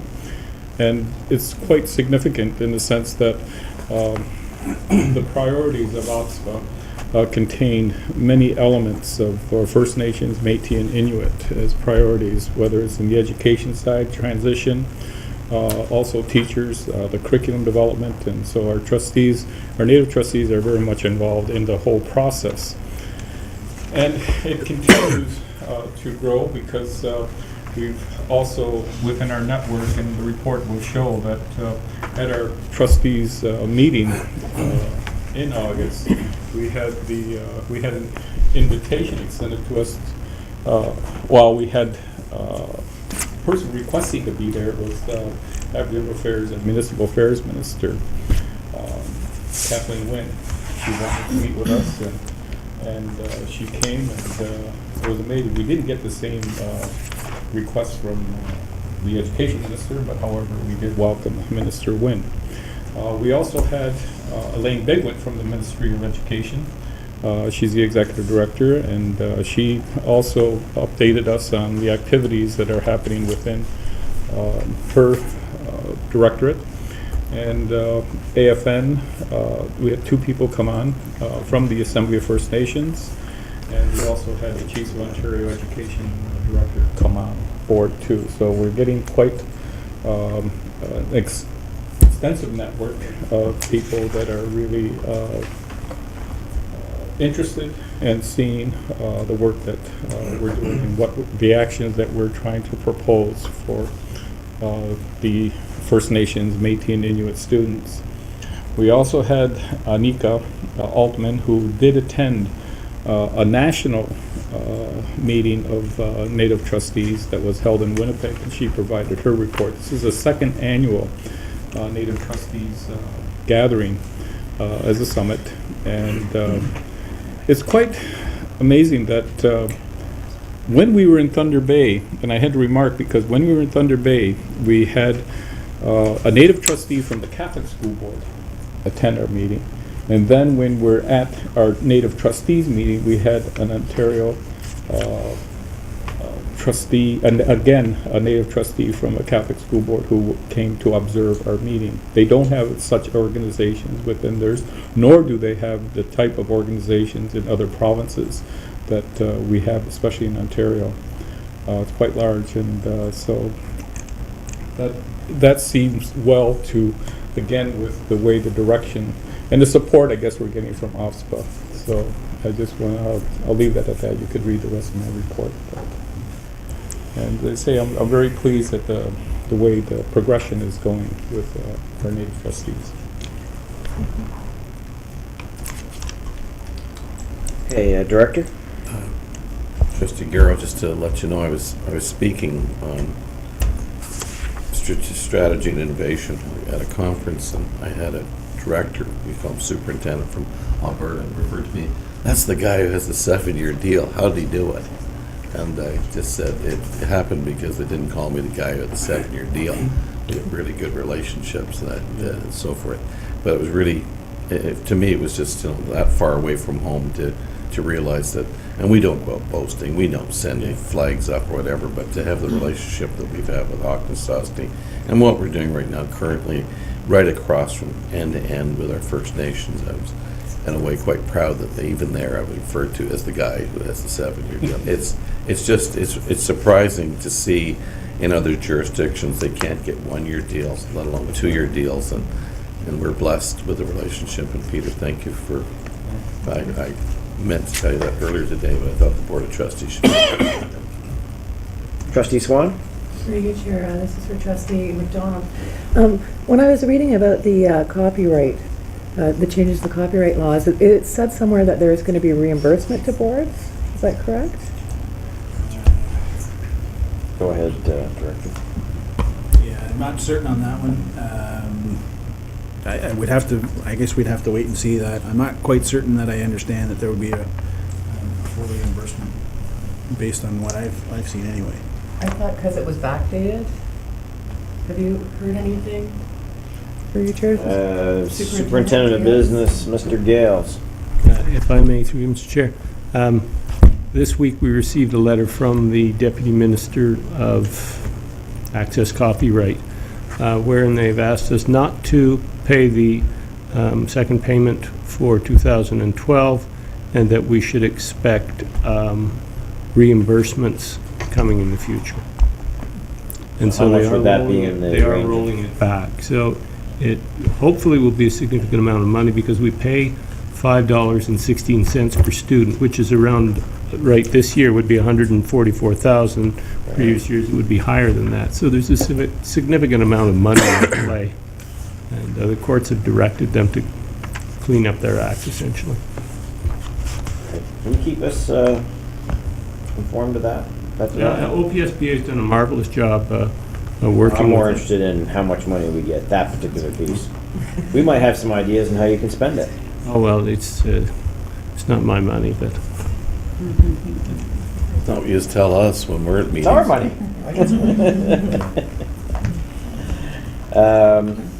Anything further, Trustee Swan? No, that's what I wanted to Good, know. excellent. That's good news. Trustee Carpenter. I'm just going to point out one thing that we discussed at the program, work team education program, and it kind of fits into something we were discussing earlier this evening. The Ontario Public School Boards Association is taking a jump on this topic. It's called Learning and Teaching in a Digital Age. And they've given quite a document to the ministry so that when they write their document, they can use a lot of the material that's in here. And it talks about the students and the etiquette and the teachers. So if the director would like this, I can lend it to him if he so wishes. It's a draft copy, and he may already have it. No, I've heard about it. I saw something a year ago, but I haven't seen that since. Thanks. Trustee McMillan? Just through you, Chair, just sitting here and kind of looking down the table, I have to say I'm incredibly impressed with the involvement of our trustees at the provincial level. And I know the person to my left is also involved in directly on provincial issues. And I think any time that, I know 4 of you are directly involved in OPSBA. And any time a board has people that are getting that kind of knowledge, all it does is make the board stronger and make it better, because we're looking beyond our own boundaries. And I think you guys really need to be complimented for the time and effort you're putting into it, because you're making us all look pretty darn good. So thank you so much.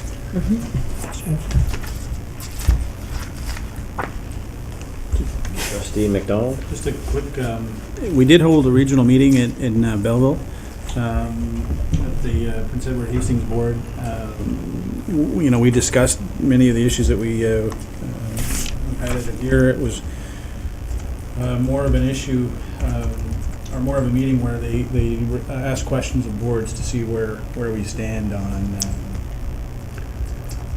different perspectives. I know the Limestone Board in particular brought an issue forward in dealing with declaration of, not really conflict, I forget how they worded it.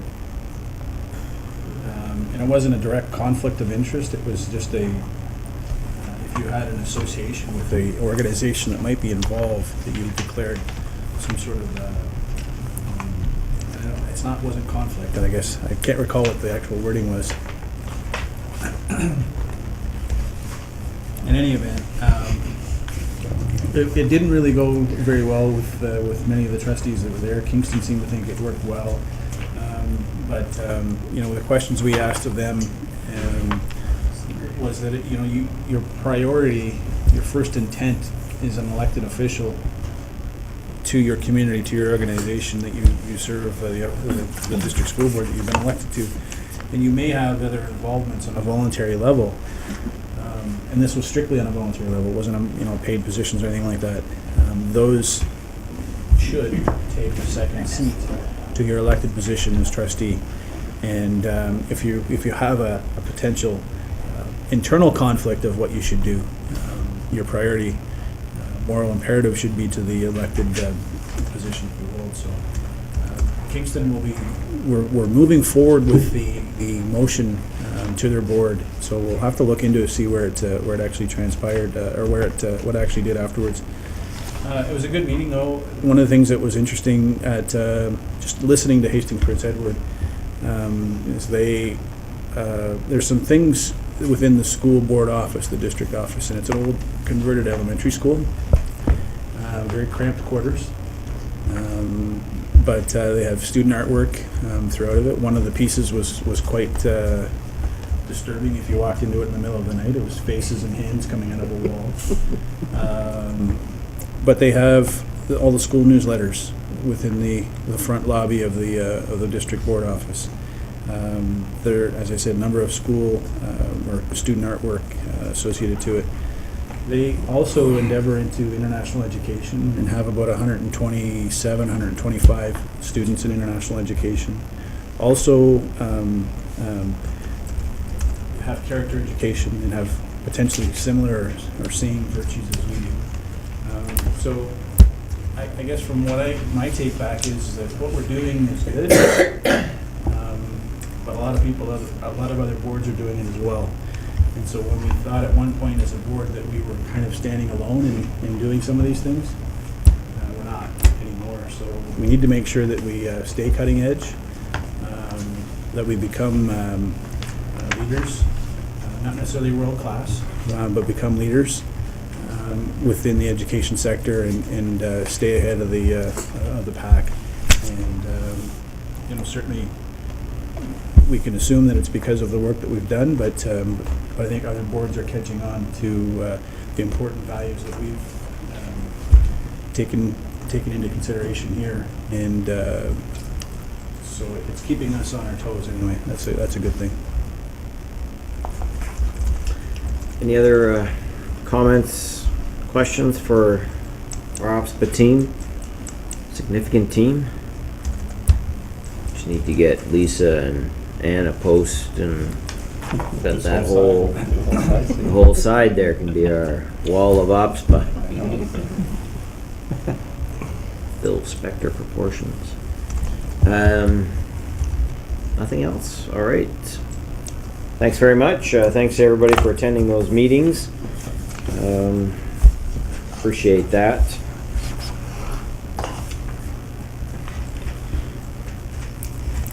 So that brings us to the end of the board meeting. Trustees, anybody make a comment? Trustee McAllister? Just one comment. There was an editorial by Greg Van Morsel in the Recorder and Times last week, and I responded to it in a letter which was published in today's Recorder and Times. And essentially what I did was, the editorial dealt with bullying and the strategies for bullying, and I responded to a certain extent by proposing the strategies that we have put in place in our board and in our schools.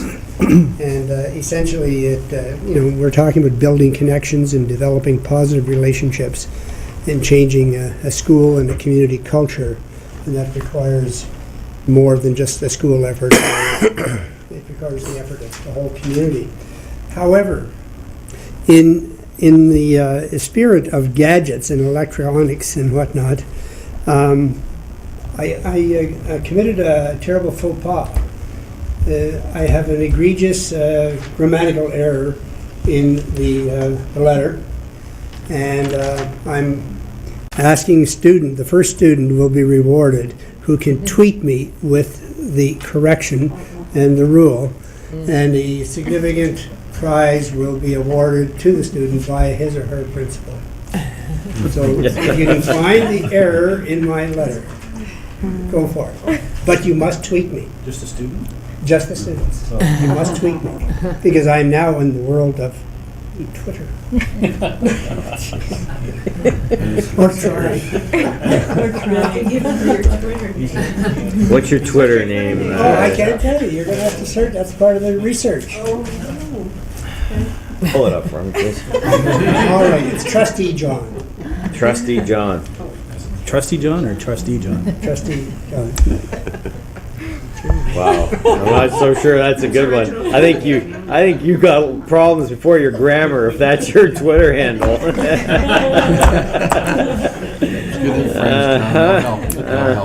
Yes, you can help me. Would you please, David? I know you know the difference between all these things. Dear, you probably should have asked the students for some help in coming up with a handle. It's in the spirit Trustee of learning. Karkner. The Trustee Innovation Award was supposed to go live on Monday. I'm not sure whether it did or not. Wasn't informed, but anyway. I'm going to ask Lisa, once that has gone live, that copies be sent to each of the trustees if possible. I would like you to take it to all of your parent council meetings and explain it and encourage people to nominate people for the Innovation Award that the trustees have put out. The backgrounder is there with it, a Q&A is with it, and a nomination form is with it as well. There should be 3 pieces of information, so I'll check with Terry and Lisa after the meeting tonight, but they will be giving you copies of what it is all about. And you've heard about it before, so if you have any questions, feel free to call Lisa or I, or email us, and we'll try to answer them before you get to your parent councils. But it's very important that we as trustees get that word out. It'll be going out to our principals for the schools, and it's important that our parent councils know, because they have the right to nominate an employee of the board for this award. And the second thing, I've had a senior moment. We can come back to. Okay. One of the younger members of the board want to fill in Gosh, I here. wish I had something. Trustee Karkner. I attended the Champions for Kids event, our meeting this afternoon, or at 4 o'clock before our meeting started, and the committee is trying to come up with a fundraising chair and a committee that will organize fundraising in the area. Everything's a little quiet right now because United Way is in the spotlight for our board in the 4 different areas, so Champions kind of takes a low pace right now, but it will increase once the United Way campaigns are over. There was one piece of good news there's lots of good news, but one very special piece of news came sadly because of the passing of a child, but I'm going to refer to David to explain what this money or bursary that has been given to Champions is all about. Thank you, Carol, and I'm going to draw on Susan's help, but let me get started with the parents I met. We had a young boy who was in our school system, come from another school jurisdiction close to the capital. It was the capital, and he came and joined us, and he has profound disabilities and issues that no young person should ever have, but his younger brothers were very, very proud of him. The family worked very closely with him. He arrived at SFDCI, and a principal who lives his character and lives his community welcomed him and his family to the school, and no longer was he the special ed kid who was actually in a wheelchair bed. He became a young man who attended dances, he went to the basketball games, and what mom and dad, in particular the 2 younger brothers, saw at home with a young boy who I'd met, who basically his communication was to squawk. And, but inside there we were told, and Susan was probably a person of average intelligence. And his last 2.5 years, he loved his school, and he was He was a red bird. He believed in everything. And after this is all done, we just plant the seeds of character as a board and so forth. Mom and Dad came back, and I believe it's an aunt who had significant money and resources, came to the board and gave us a real lump sum for the foundation, with a caveat that she wanted it to be used for students in special education who had needs. And we, of course, accepted it gladly, because that takes pressure off of other lines that we're using all the time, and gives Linda more resources for her committee to use in other places. And so that genuine act of kindness by that principal and the staff. So Susan, could you put the accent, the details there? Yes, thank you, Director Thomas. Yes, this generous family has donated in the neighborhood of close to $105,000 to Champions for Kids, and over a course of a number of years. And it is for students with multiple exceptionalities.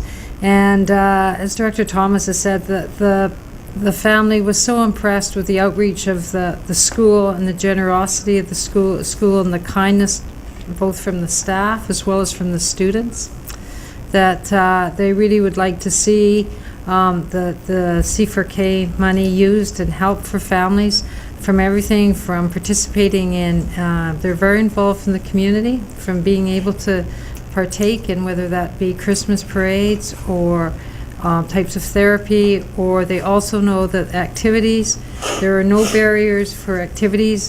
Kids, they enjoy getting out and skiing or playing in the snow or horseback riding. There should be no barriers to those sorts of activities, and they're so helpful for all kids. And through Champions for Kids, this generous donation will help kids with multiple exceptionalities. Thank you for that. May I continue? Also, You remembered then what else you have to say? Yes, I do. I have it in front of me now. I did bring your suggestion forward that you shared with me, and I gave you credit for that with the calendar, and that will be looked at in the future as to how it will come forward as a fundraiser. We have 325 staff contributing by every pay period, and that has been very good, but we need to encourage people to donate through the payroll plan so that it increases. I'm not sure the amount of money. I didn't write that down, so anyway, it looks like they're moving forward, and the next meeting is in November, which I will plan to attend. They've been very kind to place them on board meeting nights, so that makes life a little easier. Have there been any discussion on, how many staff do we have participating in the payroll deduction? 325. Okay, so we have ways to go. I know that for myself, something I want to do, I intend to do, but it's just one of those things to do it, right?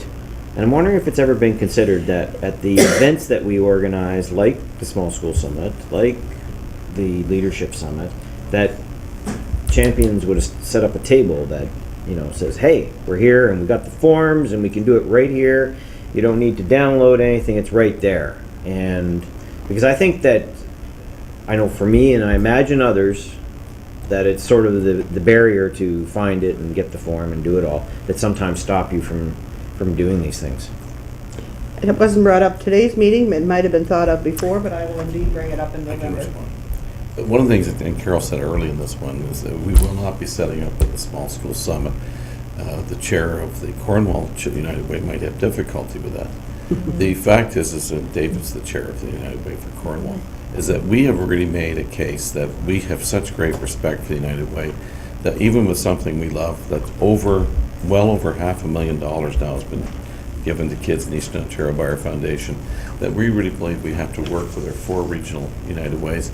And we have told them, both privately and publicly, that we will lay low in their campaign to let them know that that's first.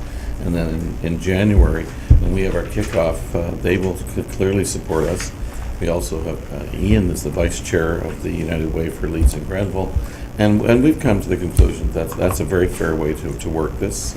We go through our payroll deduction. United Way has many of our staff on United Way payroll deduction as well.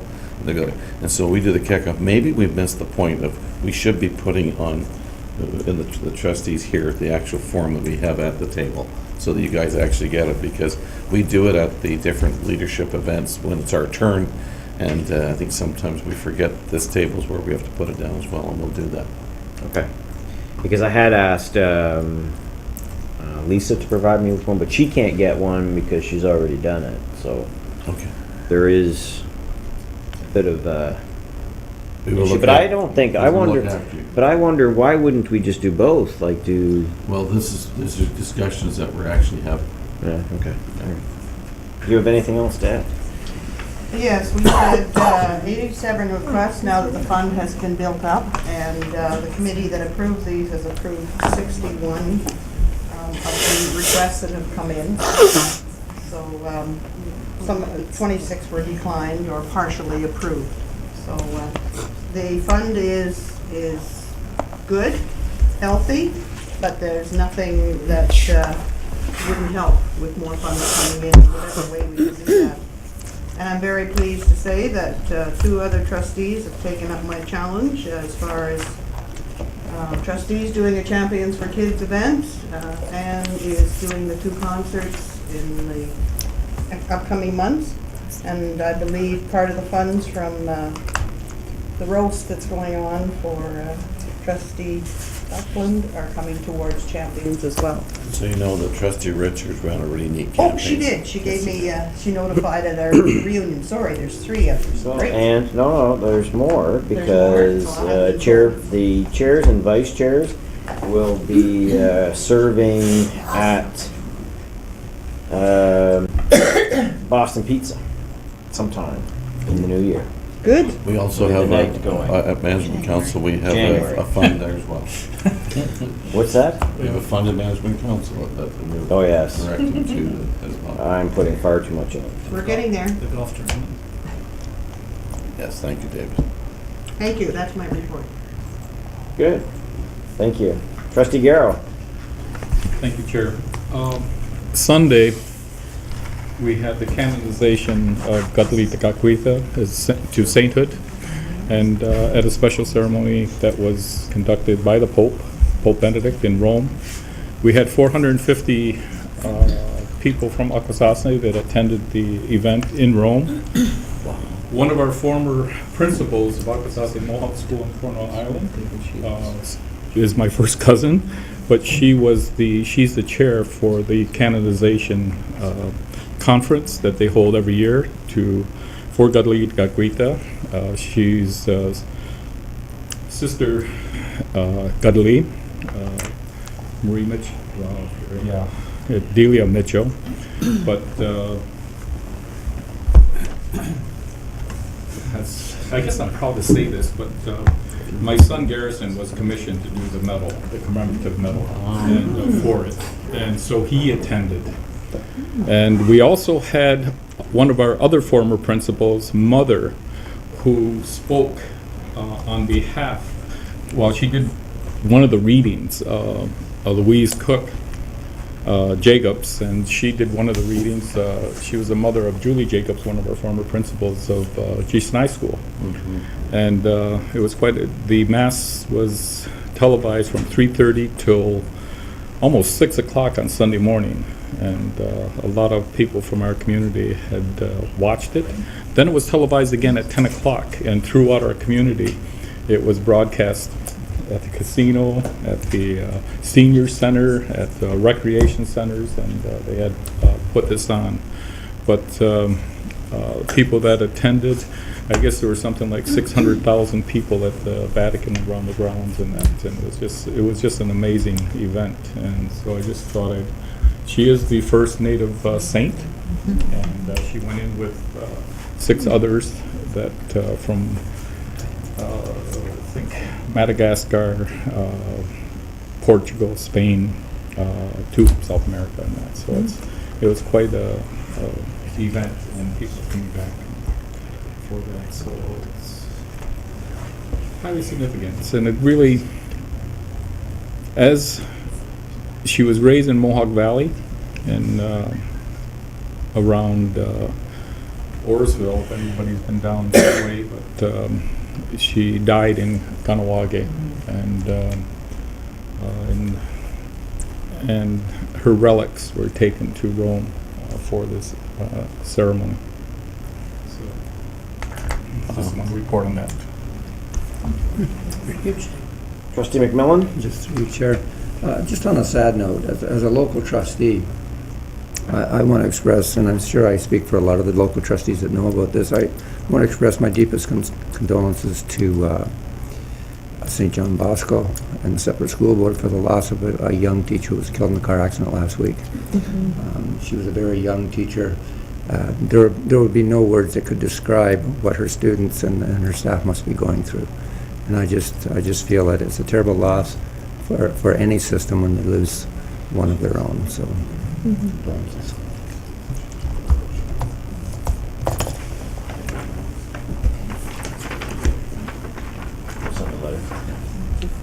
We'll send a letter. Thank you.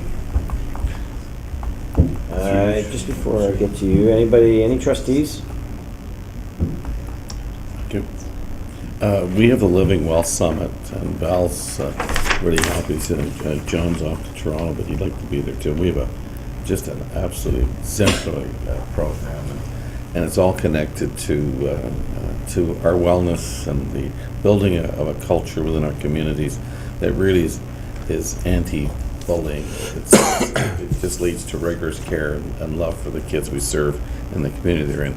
I'm looking forward to it, but at the same time, as Sydney said earlier, our student trustee, we have 400 students going through a very interesting link crew process at the same time in Cornwall. It's going to be a very special couple of days in Cornwall. I think we're really going to raise the bar on wellness in our system. And finally, we have been trying to hook a date up, and it looks like right now, trustees, put this in if you can. This will be a lunch date, November 21st at General Vanier. We've invited our friends from Akwesasne.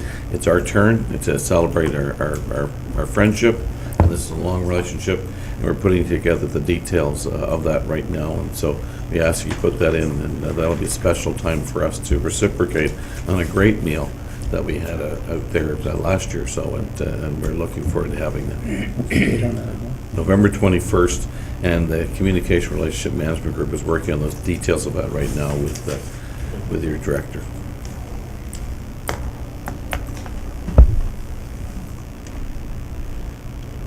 Trustee McAllister. I just wanted to inform the trustees of a special project that I'm working on November the 26th. It's going to be on Upper Canada TV, and it's going to be a program really on the web, which will have 4 components. It initially was intended for the school chairs and school committees in my ward, but because of the nature of the web, it's open to any parent and all parents. And we are featuring 4 items. One is the Living Well initiative of the board, and Val and her team are going to be presenting. The second one is what is the second one?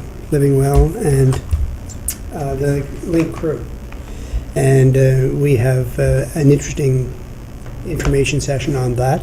The third part of it will be a phone-in session by the chairs and the co-chairs and any members of the committee who will have an 800 number and a code, and they can phone in and ask questions, seek information, and share. And the fourth element will be open to anybody in the board who wishes to email a question with regard to those topics, and we'll do our best to answer them. So, November the 26th, 6:30. All right. Trustees, I'll be attending the opening session tomorrow at the summit. I'm looking forward to that. I'll also be attending the People for Education conference on the 3rd of November, I think it is, 3rd or 4th? 3rd. They have... Who's in charge? They are having a panel on who's in charge, of our schools, and I thought that I might tag along and see if I could gain any insight. And I'll report back once I have. Also bringing up the award. Yes, we are the Friday before. I will be attending with David, Thomas, and a couple members of our HR team, Penny Raby and Linda Billings. And the award is the something award for wellness. Wellness in the public sector. There you go. The Governor General is presenting it. We're the first public board in Canada to receive this level or this rating. So as David has said, we got to stay on the cutting edge. We will. All right, thanks, everyone. There was one other, no, I won't deal with it now. Motion to adjourn. Trustee McMillan, seconded by Trustee Karkner. And I don't think there's anybody opposed, so.